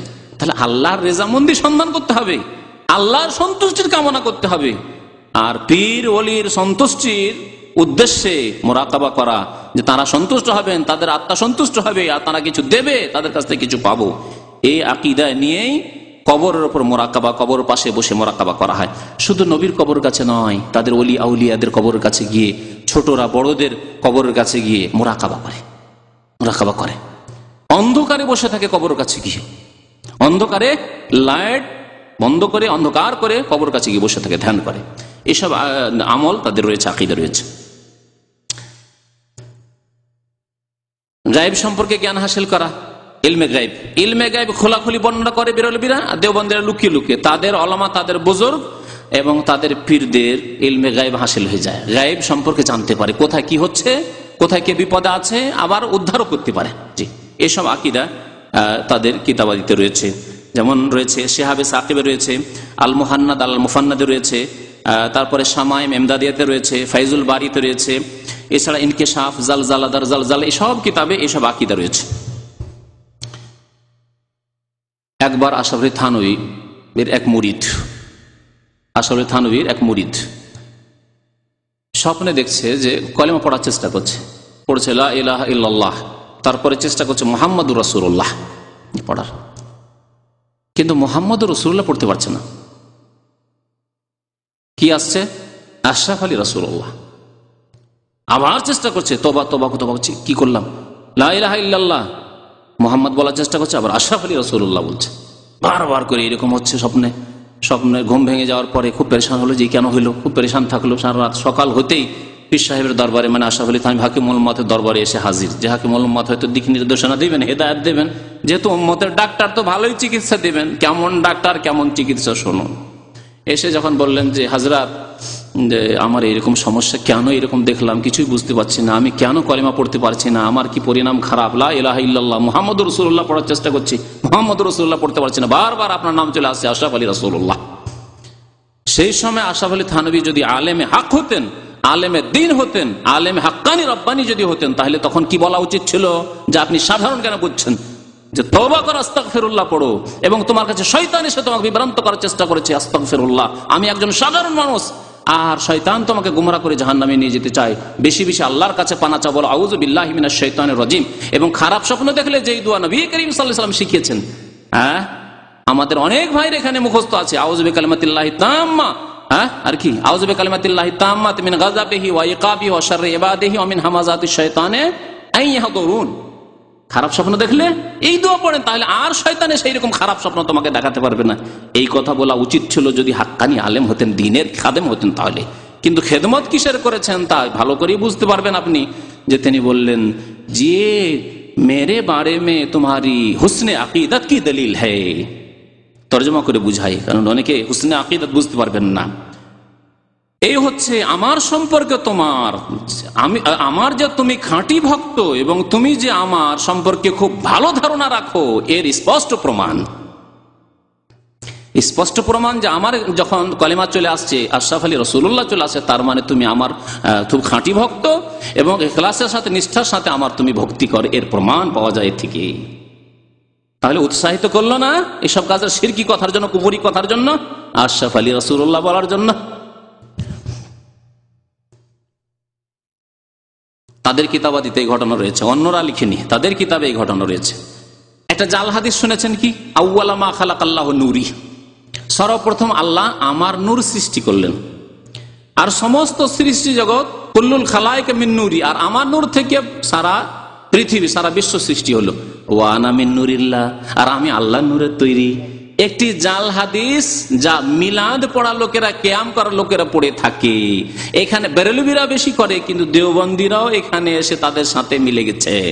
দেওবন্দীদের আকীদা তাদের কিতাবে রয়েছে আউয়ালা মা খালাকাল্লাহু নূরি লাউলা কালামা খালাকতুল আফলাক, হে নবী আপনি না হইলে আমি পৃথিবী সৃষ্টি করতাম না। আমাদের গজলগুলিতে আছে না, না হইতো আরশ কুরসি, না হইতো আসমান জমিন, নবী না হইলে কিছুই হতো না, আছে না? এই আকীদাই দেওবন্দীদের। তাদের কিতাব আন-নাসরুত তাইয়্যিবে রয়েছে, শিহাবে সাকিবে রয়েছে, আর সাব্বির আহমদ উসমানী যে তফসির রয়েছে সেই তফসিরও রয়েছে। তাদের আরেকটি আকীদা 16-17 নম্বর আকীদা, যে নবী করিম সাল্লাল্লাহু আলাইহি সাল্লাম জীবিত। নবী করিম সাল্লাল্লাহু আলাইহি সাল্লাম জীবিত, শুধু তাই না আমাদের মতো জীবিত। এর আগে একদিন বলেছি যে এমনকি মহিউদ্দিন খান সাহেব তিনিও লিখেছেন নবী করিম সাল্লাল্লাহু আলাইহি সাল্লাম জীবিত। তার একটি মাসিক পত্রিকা আছে, জানেন তো, সবাই জানেন, মাসিক মদিনা। মাসিক মদিনা একবার লিখলো, আমি নিজে চোখে দেখেছি। মাসিক মদিনা একবার লিখলো কয়েক বছর আগে, আজকে থেকে প্রায় 7-8 বছর আগে, যে নবী করিম সাল্লাল্লাহু আলাইহি সাল্লাম আমাদের মতোই জীবিত, আমাদের মতোই জীবিত। আমি বাহরাইন গেছিলাম বক্তব্য করতে, তো ওখানে গেলাম, এক ইঞ্জিনিয়ার ভাই আছেন নোয়াখালীর, ইঞ্জিনিয়ার শাহজাহান সাহেব, তার বাড়িতে থাকলাম। তিনি বললেন যে যখন এই পত্রিকা আসলো তখন আমি চিঠি লিখলাম যে আমি বেশি কিছু চাই না, শুধু এর দলিল চাই যে আমাদের মতোই জীবিত, আমাদের মতোই কথার দলিল একটি আয়াত অথবা হাদিস চাই, যে আল্লাহর নবী জীবিত আমাদের মতোই, বাস। যেমন কোরআনে রয়েছে ইন্নামা আনা বাশারুম মিসলুকুম, আমি তোমাদের মতোই মানুষ, এইরকমই চাই। ইন্নামা আনা হাইয়ুন মিসলাল্লাহ, হ্যাঁ, বা মিসলাকুম, দেন তোমাদের মতো, মানে আমি জীবিত তোমাদের মতোই। তোমরা যেমন দুনিয়াতে জীবিত আছো, আমি ওই রকমই জীবিত, মরেও আমি মরিনি আমি। এর ওপরে একটি দলিল চাই, কোনো জবাব আজ পর্যন্ত আসেনি। এখনো আমার সাথে টেলিফোন যোগাযোগ আছে, প্রায় উনি মাসলা মাসাইলের জন্য টেলিফোন করেন শাহজাহান ভাই। তো আর আরেকটি কথা বলেছি, হয়তো ভুলে গেছেন, সূরা আহজাবের তফসিরে এই মারিফুল কোরআনে মুফতি শাফি সাহেব লিখেছেন, আর তার অনুবাদ করেছেন মহিউদ্দিন খান সাহেব বাংলায়। যদি পড়তে হয় পড়ে নেবেন, বাংলা খুলে, বাংলা তফসির খুলে মারিফুল কোরআন। তাতে আছে যে আল্লাহর নবী সাল্লাল্লাহু আলাইহি সাল্লাম জীবিত, সেই জন্যই তার বিবিদেরকে উম্মতের জন্য বিয়ে শাদী করা হারাম, আর সেই জন্য তার ধন সম্পদ বন্টন করা জায়েজ নয়, বন্টন করা যাবে না, এই কথা বলেছেন। জি, যেখানে আল্লাহ বলেছেন যে আল্লাহ তোমাদের জন্য নবী সাল্লাল্লাহু আলাইহি ওয়াসাল্লামের বিবিকে হারাম করেছেন, ওয়ালা আনতানকিহু আজওয়াজাহু মিন বাদিহি আবাদা, তারপরে তার বিবিগণকে তোমরা বিয়ে শাদী করতে পারবে না। তার কারণ আল্লাহ নিজেই সেই কোরআনে কারীমের সূরা আহজাবে বর্ণনা করে, ওয়া আজওয়াজুহু উম্মাহাতুহুম, নবীর বিবিগণ তোমাদের মাতা, মা জননীর মতো, সেই জন্য তাদেরকে বিয়ে করতে, মাকে বিয়ে করা জায়েজ, সবচেয়ে বড় হারাম। যতগুলি মুহাররামাত রয়েছে তার মধ্যে আল্লাহ প্রথম শুরুই করেছেন মা দিয়ে, হুররিমাত আলাইকুম উম্মাহাতুকুম, 14 শ্রেণীর মহিলাদেরকে বিয়ে করা আল্লাহ হারাম করেছেন, তার মধ্যে প্রথম শ্রেণী হচ্ছে উম্মাহাতুকুম, তোমাদের মাতাগণকে বিয়ে করা আল্লাহ হারাম করেছেন। আর আল্লাহ বলছেন ওয়াজওয়াজু উম্মাহাতুহুম, নবীর বিবিগণ তোমাদের মাতা, সুতরাং বিয়ে করতে পারো না। শাফি সাহেব মারিফুল কোরআন লিখছেন, আর মহিউদ্দিন খান সাহেব তরজমা করছেন, আর তাদের ভাষায় বলছি, একদিন খুলে দেখিয়েছি এখানে কোরআন। কি বলছেন যে নবী সাল্লাল্লাহু আলাইহি ওয়াসাল্লামের বিবিগণ হারাম, কি জন্য? জীবিত যেহেতু, আর জীবিত মানুষের বিবিকে বিয়ে করা হারাম, তাহলে নবী সাল্লাল্লাহু আলাইহি ওয়াসাল্লামের মান সম্মান আমাদের মতোই। আপনার বিবিকে অন্য লোকের জন্য বিয়ে করা হারাম যতক্ষণ আপনি বেঁচে আছেন, মরে গেলে হালাল। আল্লাহ নবী যেহেতু মারাই যাননি, জীবিত আছেন, সেই জন্য হারাম। তাহলে আল্লাহ নবী আর আপনার মাঝে কোনো পার্থক্য থাকলো? কোনো পার্থক্য থাকলো না। স্ত্রী হারাম হওয়ার দিক দিয়ে আল্লাহ তাহলে কোনো মর্যাদা দেননি, অথচ আল্লাহ পাক রব্বুল আলামিন তাকে উঁচু মর্যাদা দান করেছেন। তোমার বিবিগণ সারা উম্মত সবার মা, সুতরাং মাকে কেউ বিয়ে করতে পারবে না।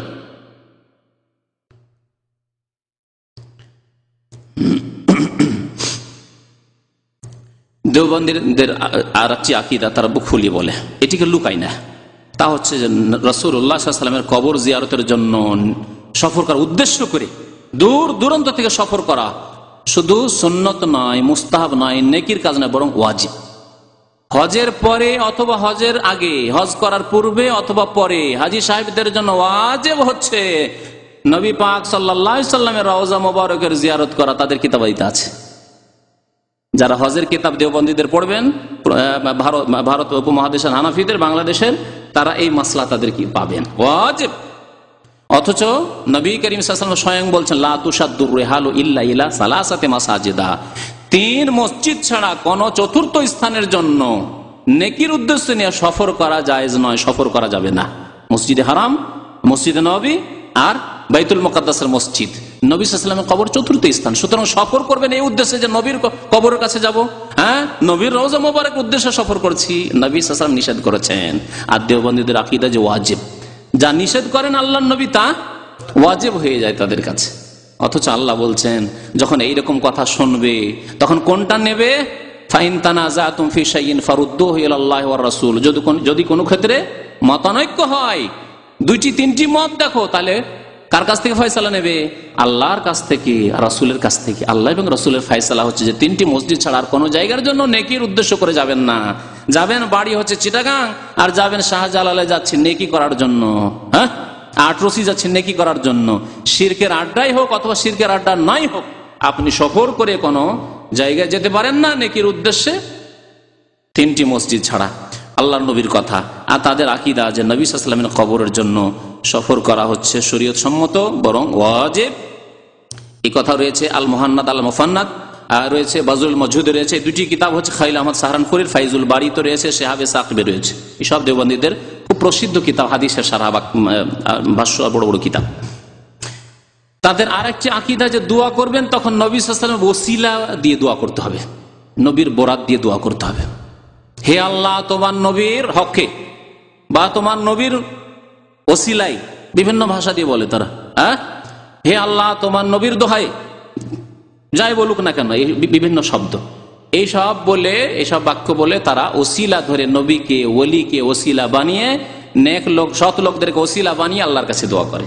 অথচ আল্লাহ বলেছেন উদউনি, আমার কাছে দোয়া করো, আস্তাজিব লাকুম, তোমাদের দোয়া আমি কবুল করব। ওয়াইদা সালাকা ইবাদি আন্নি, আমার বান্দা যদি আমার সম্পর্কে জিজ্ঞাসা করে যে আল্লাহকে পাবো কোথায়, দূরে পাবো না কাছে পাবো, জোরে ডাকবো না মনে মনে ডাকবো, চিৎকার করে চিল্লে ডাকবো যদি দূরে হয় না, মাধ্যম দিয়ে ডাকবো না সরাসরি, আল্লাহ বলছে ফাইন্নি কারিব, আমি নিকটে। যিনি আল্লাহ নিকটে তাকে ভায়া ধরে ডাকবেন, ওসিলা মানে ভায়া ধরা, যে আল্লাহ, আল্লাহ নিকটে। আল্লাহ বলছে নাহনু আকরাবু ইলাইহি মিনকুম ওয়ালাকিন লা তুবসিরুন, তোমাদের অত্যন্ত নিকটে কিন্তু তোমরা দেখো না।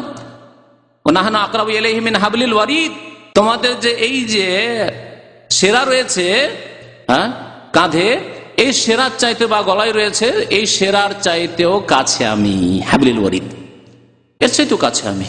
আর সে আল্লাহকে ভায়া ধরেছেন, ভায়া, এ আল্লাহ নবীর ওসিলায় আমার গুনাহ খাতা মাফ করো, হে আল্লাহ আমাকে হাজী ইমদাদুল্লাহ মুহাজির মক্কির ওসিলায় আমার গুনাহ খাতা মাফ করো, হে আল্লাহ আমাকে আশরাফ আলী থানভীর ওসিলায় গুনাহ খাতা মাফ করো, হে আল্লাহ আমাকে ইলিয়াস সাহেব, জাকারিয়া সাহেব আর আমাদের ওলামা হুজুরদের ওসিলায় মাফ করো, ভায়া ধরছেন। এ হচ্ছে দেওবন্দি আকীদা। নবীদের, সলেহীন, সৎলোকদের, এসব বিভিন্ন কিতাবে রয়েছে, তাদের মুহান্নাদ মুফান্নাদও রয়েছে, ফাইজুল বারীতে রয়েছে, শাহবে সাকিবে রয়েছে। তারা রাসূলুল্লাহ সাল্লাল্লাহু আলাইহি ওয়াসাল্লামকে জাগ্রত অবস্থায় দেখতে পান, এই আকীদা তাদের। রাসূলকে জাগ্রত অবস্থায় দেখা যাবে, আর যদি দেখা যেত তো মা আয়েশা প্রথম দেখতে পেতেন, আবু বকর প্রথম দেখতে পেতেন, আলী, হাসান, হোসেন, তারা দেখতে, আপনজন তারা প্রথম দেখতে পেতেন। আপনি যদি দেখা দেন প্রথম কাউকে, আপনি বাড়ি গেলে কার সাথে দেখা করবেন আগে?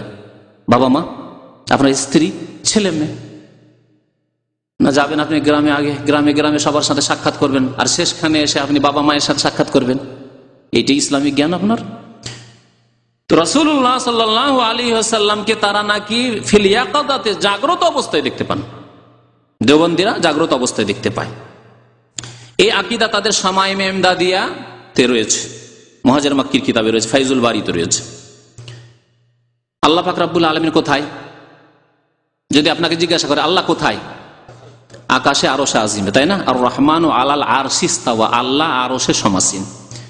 এটি কোরআনী আকীদা, এটি হাদিসের আকীদা। নবী সাল্লাল্লাহু আলাইহি ওয়াসাল্লাম জিজ্ঞাসা করছেন আইন আল্লাহ, আল্লাহ কোথায়? মেয়েটি বলল ফিস সামায়ে, আকাশে। তাহলে এটি হচ্ছে কোরআন এবং হাদিসের আকীদা, নির্ভেজাল আকীদা। দেওবন্দীদের আকীদা যে আল্লাহ আরশে নন, আল্লাহ সর্বস্থানে বিরাজমান, সবকিছুতেই বিরাজমান। মহিউদ্দিন খান বারবার লিখে যাচ্ছে তার মাসিক মদিনায় এই আকীদা। তাদের কিতাব আল মুহান্নাদ মুফান্নাদে রয়েছে, ফাইজুল বারীতে রয়েছে, শিহাবে সাকিব, তাফসীর উসমানী, সব কিতাবে রয়েছে এই আকীদা যে আল্লাহ আরশে সমাসীন নন। আল্লাহর জন্য, বরং আল্লাহর জন্য দিক বলা ঠিক নয়, জায়েজ না, কুফরি। আল্লাহ বলবেন আল্লাহ অপর দিকে, এই কথা বলা কুফরি তাদের নিকটে, বলাই যাবে না। এটা কেমন করে যে বলে আল্লাহ জানে, কিন্তু তাদের আকীদা ওখানে গোলমাল করে দেয়। হাদিসের কথা বলে, যখন লোকে জিজ্ঞেস তাহলে আপনারা যে বলছেন যে আল্লাহ তো সর্বস্থানে, হ্যাঁ আল্লাহ সর্বস্থানে, কিন্তু যেহেতু হাদিসে এসছে যেহেতু, কিন্তু ঈমান নেই তাদের ঈমান যে আল্লাহ সর্বস্থানে বিরাজমান, আল্লাহ আরশ আজিমে নন। তাদের সম্পর্কে অনেকে ধোঁকা খায়। তারা এই সৌদি আরবে আসে, আসার পরে এখানে এসে বলে, এখানকার অনেক লোকে যারা তাদের এই সব কিতাব সম্পর্কে ওয়াকিফাল নন, বলে আমরা দেশে আমাদেরকে ওয়াহাবি বলে, আমরা দেশে নির্যাতিত, আমাদেরকে কবর পূজারীরা বেরেলবির আমাদেরকে ওয়াহাবি বলে, আমরা আপনাদের সম্মান করি, আপনাদের আকীদায় বিশ্বাসী। অথচ তারা শেখুল ইসলাম মুহাম্মদ বিন আব্দুল ওয়াহাব রাহমাতুল্লাহ আলাইহি সম্পর্কে কি লিখেছেন তা শোনেন। লিখেছেন যে ইন্নাল্লাযীনা ইয়াদিনুনা দীন আব্দুল ওয়াহাবিন নাজদি ওয়া ইয়াসলুকুনা মাসালিকা ফিল উসুল ওয়াল ফুরু হুম ফিরকাতুম মিনাল খাওয়ারিজ। আমি এই কথাটি পড়েছিলাম প্রথম যখন 7वीं ক্লাসে কওমি মাদ্রাসায় পড়ি, নাসাই শরীফ পড়ি। এই নাসাইয়ের টিকাতে লিখে রেখেছে, হাদিসের টিকাতে লিখে রেখেছে। তাহলে একটি ছেলে হাদিস কি শিখবে বলুন? হাদিস পড়াচ্ছে আর হাদিসের টিকায় লিখে রেখেছে। নাসাই আমাদের দেশে যেটা ছাপে, ভারত বাংলাদেশে যেটা ছাপে, তার 2য় খণ্ডের প্রথম দিকে রয়েছে। কি রয়েছে তাতে? প্রথম খণ্ডের শেষ দিকে রয়েছে। তাতে লিখেছে এই কথাটি যে নিশ্চয় যারা মোহাম্মদ বিন আব্দুল ওয়াহাব নাজদির অনুসারী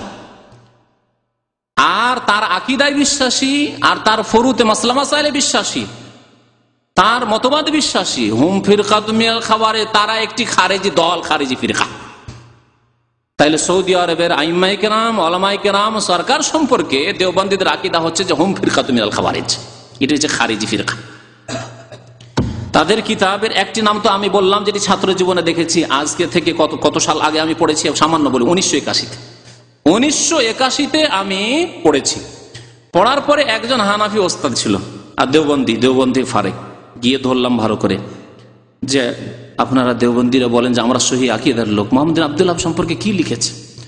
বলছে আরে ছাড়ো, আগের ওলামারা হয়তো জানেনি, লিখেছে বা ছিল, অনেক কিছু আছে এইরকম, তুমি ছোট ছেলে বুঝতে পারো। তখন আমার বয়স 17-18 বছর মাত্র।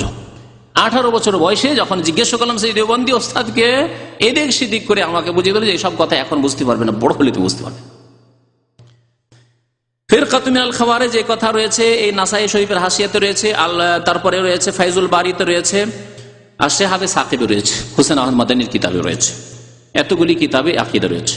তাদের একটি আকীদা হচ্ছে যে কোনো এক মাযহাবের তাকলীদ করা ফরজ, যে কোনো মাযহাবের তাকলীদ করা ফরজ, হয় হানাফি হইতে হবে, না হয় শাফি, না হয় মালিকি, না হাম্বলি, না হলে উপায় নেই। আর তাকলীদ ছেড়ে দাও, কেউ যদি বলে যে আমি তাকলীদ করি না, আল্লাহ এবং রাসূলের কথা মানি, আপনার মাযহাব কি? যদি বলে আমি আল্লাহ রাসূলের মাযহাবে আছে, রাসূলের হাদিসের মাযহাবে আছে, যেটি আল্লাহ রাসূল থেকে পাবে সেটি নেব, তো বলছে সে হচ্ছে বেদিন এবং জিন্দিক, বিধর্মী।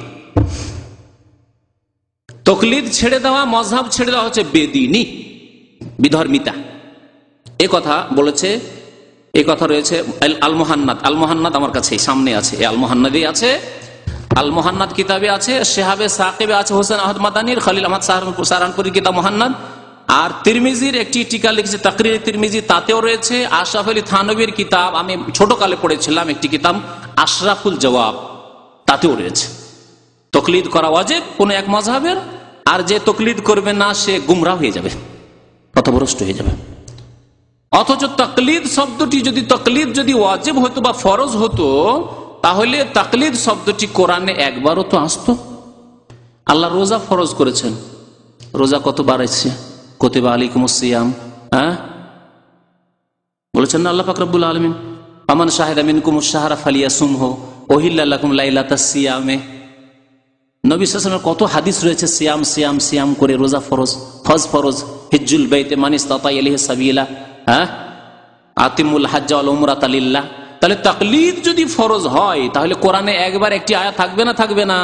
কোরআন শুরু থেকে শেষ পর্যন্ত পড়ে ফেলে দেন, আপনি শেষ করে দেন, আর দেখুন, খুঁজুন যে তাকলিদ শব্দ কোথায় আছে, খুঁজে তো আপনি পাবেন না। ওই হুজুরদেরকে বলেন, দেওবন্দি হুজুরদেরকে বলেন যে হুজুর আপনারা যে বলছেন তাকলিদ ফরজ, তো কোরআনে একটা আয়াত দেখান যেখানে তাকলিদ শব্দ আছে। ফরজ ওয়াজিব হলে তাকলিদ শব্দটি অবশ্যই থাকা উচিত কোরআনে। কোরআনে হাদিসে দেখান যে নবী সাল্লাল্লাহু আলাইহি ওয়াসাল্লাম বলেছেন যে দেখো আমার পরে তোমরা তাকলিদ করবে, যখন ইমাম আবু হানিফা, শাফি, মালিক, আহমদ আসবেন তখন কোন এক মাযহাবের তাকলিদ অবশ্যই করবে, এই কথা নবী বলেছেন। এই একটি হাদিস দেন, সহিহ হাদিস, যথেষ্ট। অথচ ফরজ হয়ে গেল। ইমাম ইবনুল কাইয়িম রাহমাতুল্লাহ তাই বলছেন, বড় আফসোস করে এই গোঁড়া মযহাবপন্থীদের ওপর যারা তাকলিদ ফরজ ওয়াজিব বলে, যে জেনে রাখো যে ফরজ তাই যে আল্লাহ ফরজ করেছেন বা তার রাসূল ফরজ করেছেন। ফরজ কোনটি?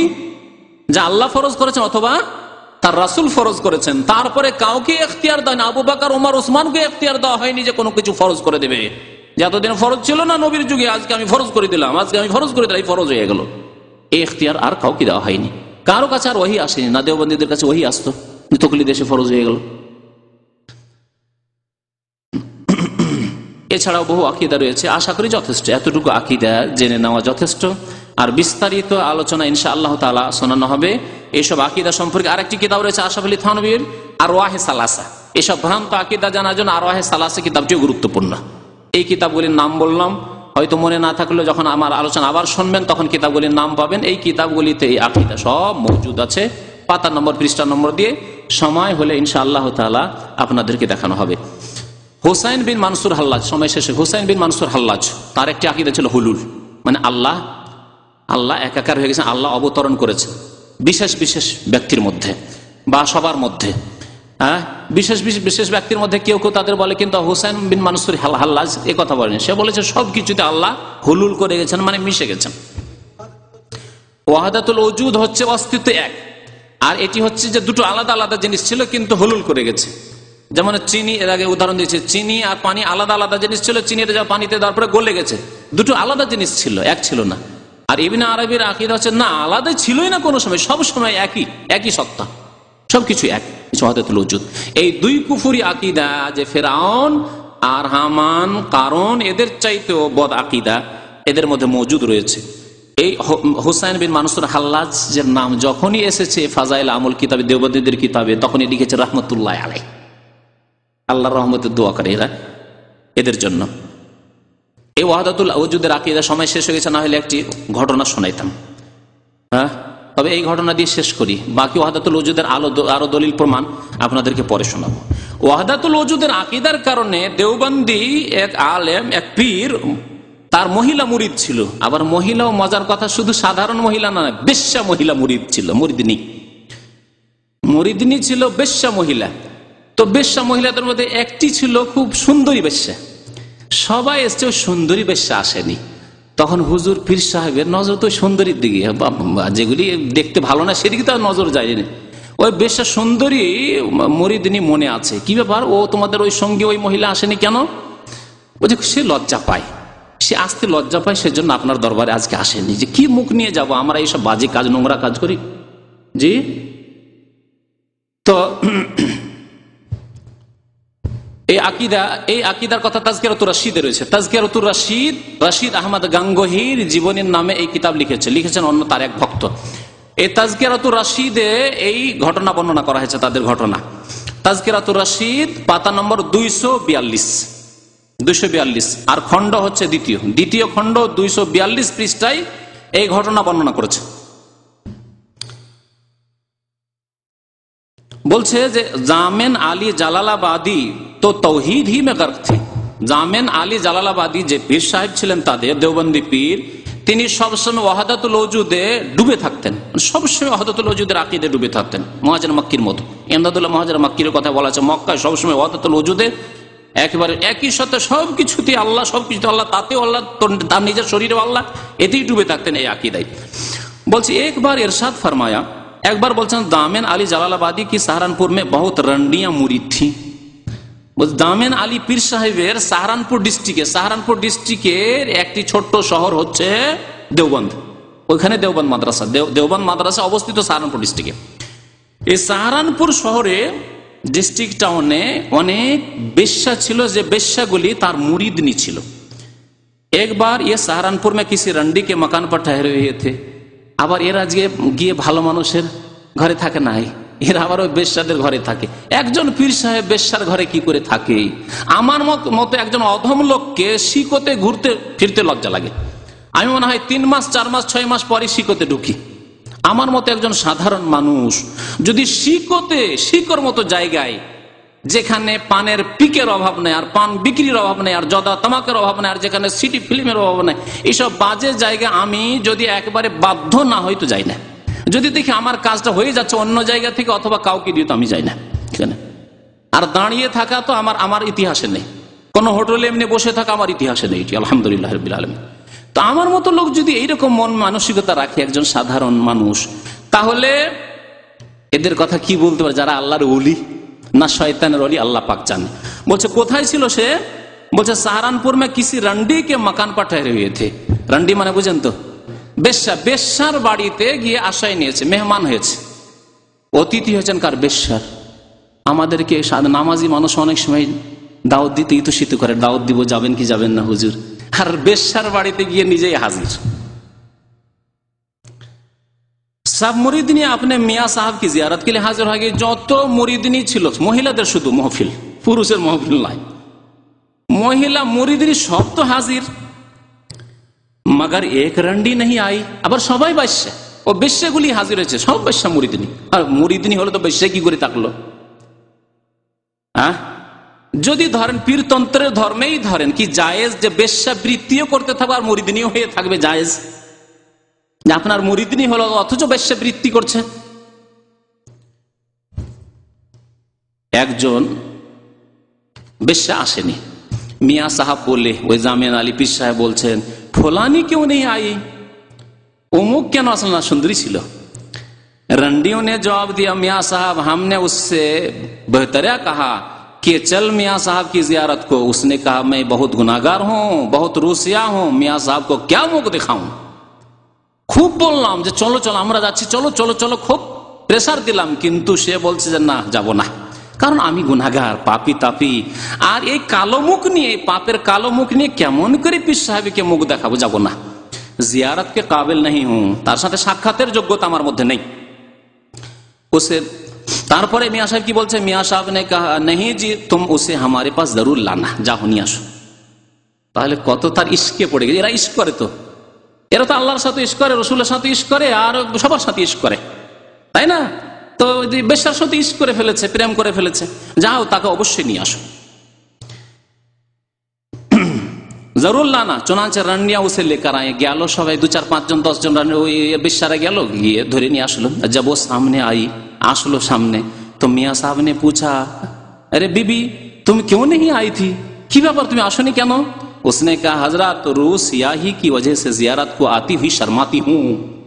কালো মুখ নিয়ে আপনার মতো মোবারক মানুষ পীর সাহেবের জিয়ারত কেমন করি বা করি, কেমন করি বা করি, জি শর্মাতি হুঁ। মিয়াঁ সাহেব বলি, বিবি তুম শর্মাতি क्यों, লজ্জা আবার কি আছে? এসব কাজে আবার লজ্জা কি? লজ্জা আবার কি আছে? আল্লাহু আকবার, লজ্জা আবার কি আছে? শোনেন না, এই বাক্যটি শুনুন, এই জুমলাটা শুনুন। করনে ওয়ালা কौन और कराने वाला कौन, करने वाला कौन, कराने वाला कौन, वो तो वही है, वो तो वही है। इन्ना लिल्लाहि व इन्ना इलैहि राजिऊन। বলেন আস্তাগফিরুল্লাহ ওয়া আতুবু ইলাইহি। এই কুফরি থেকে আল্লাহ আউযু বিল্লাহি মিনাল কুফর, আউযু বিল্লাহি মিনাশ শিরক ওয়াল কুফর, আল্লাহ শিরক এবং কুফর থেকে, এসব থেকে বাঁচা। এইরকম কুফরি শিরক ফেরাউন করেছে নাকি? ফেরাউন কি বলেছে যে আমার দেশের মিশরের বেশ্যার মধ্যে আল্লাহ আছে? হ্যাঁ, আল্লাহ জেনা করে, ব্যভিচার করে, কুকাজ করে, এই কথা ফেরাউন বলেছে? কখনো বলেনি। এই জন্য গবেষক ওলামারা বলেছেন যে এসব আকীদা, ওয়াহদাতুল ওজুদের আকীদা হচ্ছে ফেরাউন কারুনের চাইতেও বেশি বড় কুফরি আকীদা, কার্ল মার্কস, লেনিন, স্টালিন চাইতেও বড় কুফরি আকীদা। জি, তারপরে শুনে তরজমাটা করে দিতে হলে, হ্যাঁ, যে তুমি লজ্জা কেন করছো? করনে ওয়ালা কোন, এই যে বেশ্যাবৃত্তি করছো, কে করছে? তুমি করছো। আর করানে ওয়ালা কোন, কে করাচ্ছে?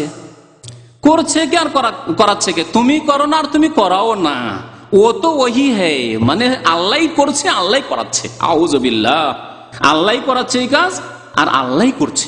কারণ ওয়াহদাতুল ওজুদ, সবকিছুর সত্তা এক, সুতরাং এই মহিলাও আল্লাহ, একই সত্তা যখন মহিলা আল্লাহ, সুতরাং আল্লাহ করছে। আচ্ছা, আর আল্লাহ আদেশ করছে, আল্লাহ অনুমতি দিয়েছে, আল্লাহ ছাড় দিয়েছে। তাকে যদি বাধ্য করতো, ছাড় না দিত, তাহলে সে কি করে বেশ্যাবৃত্তি করতো? তাহলে আল্লাহ করাচ্ছেও আল্লাহ, আর আউযুবিল্লাহ করছেও আল্লাহ। এই হলো তাবলীগ জামাত আর দেওবন্দীদের শিরকি, কুফরি আর আল্লাহ সম্পর্কে বেয়াদবির আকীদা। সুবহানাল্লাহ। শোনেন, পীর সাহেব চাইতেও ওই বেশ্যা ভালো। বেশ্যা যদি এইরকম শিরক কুফরি না করে, তাহলে আল্লাহ কোনোদিন মাফ করে দিতে পারেন। আযাব দিয়ে জাহান্নামে জ্বালিয়ে একদিন আল্লাহর রহমতে মাফ করে দিতে পারেন, কিন্তু এই শিরক কুফরি আল্লাহ মাফ করবে না। দেখুন, এই বেশ্যাও জানে যে এটি বড় বেয়াদবি কথা হয়ে গেল, আল্লাহ সম্পর্কে কুফরি কথা হয়ে গেল। তাই এই বেশ্যা কি বলছে দেখেন, রান্ডি ये सुनकर आग हो गई। বেশ্যা শুনে একবারে আগুনের মতো গরম হয়ে গেল, লাল হয়ে গেল সেই ব্যক্তি। আর খাফা হোকার কাহা লা হাওলা ওয়ালা কুওয়াতা ইল্লা বিল্লাহ। কি বলে अगरचे मैं रूसिया और गुनाहगार हूं, যদিও আমি কালো মুখ নিয়ে এসেছি আর পাপী, আমি বেশ্যাবৃত্তি করি, मगर ऐसे पीर के मुंह पर पेशाब भी नहीं करती। এইরকম ভণ্ড পীর, কাফের, মুরতাদ পীরের মুখে পেশাব আমি করব না। যা, তোমার মতো পীর আমি চাই না। আমি করছি পাপ আর বলছে করনে ওয়ালা কোন, করানে ওয়ালা কোন, ও তো ওহি হ্যায়। এইরকম কাফের মুরতাদ পীরের আমি মুখেও পেশাব করব না, আমার পেশাবের মূল্য চাইতে বেশি। বুঝলেন? আকীদা কি দেখালাম? একটি প্রমাণ দেখো, ওয়াহদাতুল ওজুদ, তাজকিরাতুর রাশিদ, খুব প্রসিদ্ধ কিতাব, খুব বড় কিতাব। সেই কিতাবে আকীদা মওজুদ রয়েছে যে ওয়াহদাতুল ওজুদ, সেই জন্য সবকিছু আল্লাহ করছে। তাহলে চুরি করছে আল্লাহ, ডাকাতি করছে আল্লাহ, জেনা করছে আল্লাহ, নাউজুবিল্লাহ, যত পাপ হচ্ছে, খুন হচ্ছে, সব আল্লাহ করছে। কবরে সিজদা করছে আল্লাহ, কবরেও আল্লাহ, সবকিছুতে আল্লাহ সবকিছু করছে। আল্লাহ যেন আমাদেরকে হিদায়াত দান করেন। রব্বানা লা তুযিগ কুলুবানা বা'দা ইয হাদাইতানা ওয়া হাব লানা মিন লাদুনকা রাহমাতান ইন্নাকা আনতাল ওয়াহাব। আল্লাহ পাক যেন আমাদেরকে হিদায়াতের পথ দান করেন। আল্লাহ যাদেরকে গুমরাহ করে রেখেছেন তাদেরকে বুঝার যেন তৌফিক দান করেন। কোন ভাইয়ের হয়তো কষ্ট হতে পারে, কিন্তু কষ্ট নেবেন না, হাকিকাত বুঝার চেষ্টা করবেন। হাকিকাত বুঝার চেষ্টা করবেন, কষ্ট নিয়ে গোঁড়ামি করবেন না। গোঁড়ামি করলে কোনোদিন আল্লাহ হিদায়াত করবেন না। নিরপেক্ষ দৃষ্টি নিয়ে বুঝার চেষ্টা করুন এবং সঠিক দিন পালন করুন। কারণ আপনাকে সতর্ক করার উদ্দেশ্য যে যাতে সতর্ক হয়ে আপনি হিদায়াতের পথে আসেন, এই গুমরাহিতে লিপ্ত না থাকেন। বড়দের সম্পর্কে এইরকম ভ্রান্ত ধারণা না থাকে যে এরা এত বড় মানুষ ছিলেন অথচ এরা শিরক কুফরি করে মারা গেছেন। আল্লাহ যেন আপনাদের গুনাহ খাতা মাফ করে দেন, আমাদের গুনাহ খাতা মাফ করে দেন। রব্বানা যালামনা আনফুসানা ওয়া ইল্লাম তাগফির লানা ওয়া তারহামনা লানাকুনান্না মিনাল খাসিরিন। ওয়া সাল্লাল্লাহু আলা নবিয়িনা মুহাম্মদ ওয়া আলা আলিহি ওয়া সাহবিহি আজমাইন। জি আনিস ভাই অসুস্থ? আচ্ছা, আমাদের এক ভাই অসুস্থ হয়েছেন, আনিসুর রহমান সাহেব, দোয়ার দরখাস্ত করেছেন। আল্লাহ যেন তাকে সুস্থতা দান করেন, দোয়া করেন আল্লাহ যেন তাকে শেফা দান করেন। লা বাসা তাহুরুন ইনশাআল্লাহ। কারো এরকম অসুস্থতার কথা শুনলে বলতে হবে লা বাসা তাহুরুন ইনশাআল্লাহ। আরো দোয়া রয়েছে আযহিবিল বাস রাব্বান নাস ইশফান্তা শাফি লা শিফা ইল্লা শিফাউকা শিফা আল্লাহ ইউগাদিরু সাকামা। আরবি দোয়া যদি না জানা থাকে বলেন আল্লাহ যেন তাকে সুস্থতা দান করেন, আল্লাহ যেন তাকে শেফা দান করেন, আল্লাহ যেন তার রোগকে দূর করেন, বালা মুসিবত দূর করেন আমাদের সবারই। ওয়ালাইকুম আসসালাম। ভালো আছেন?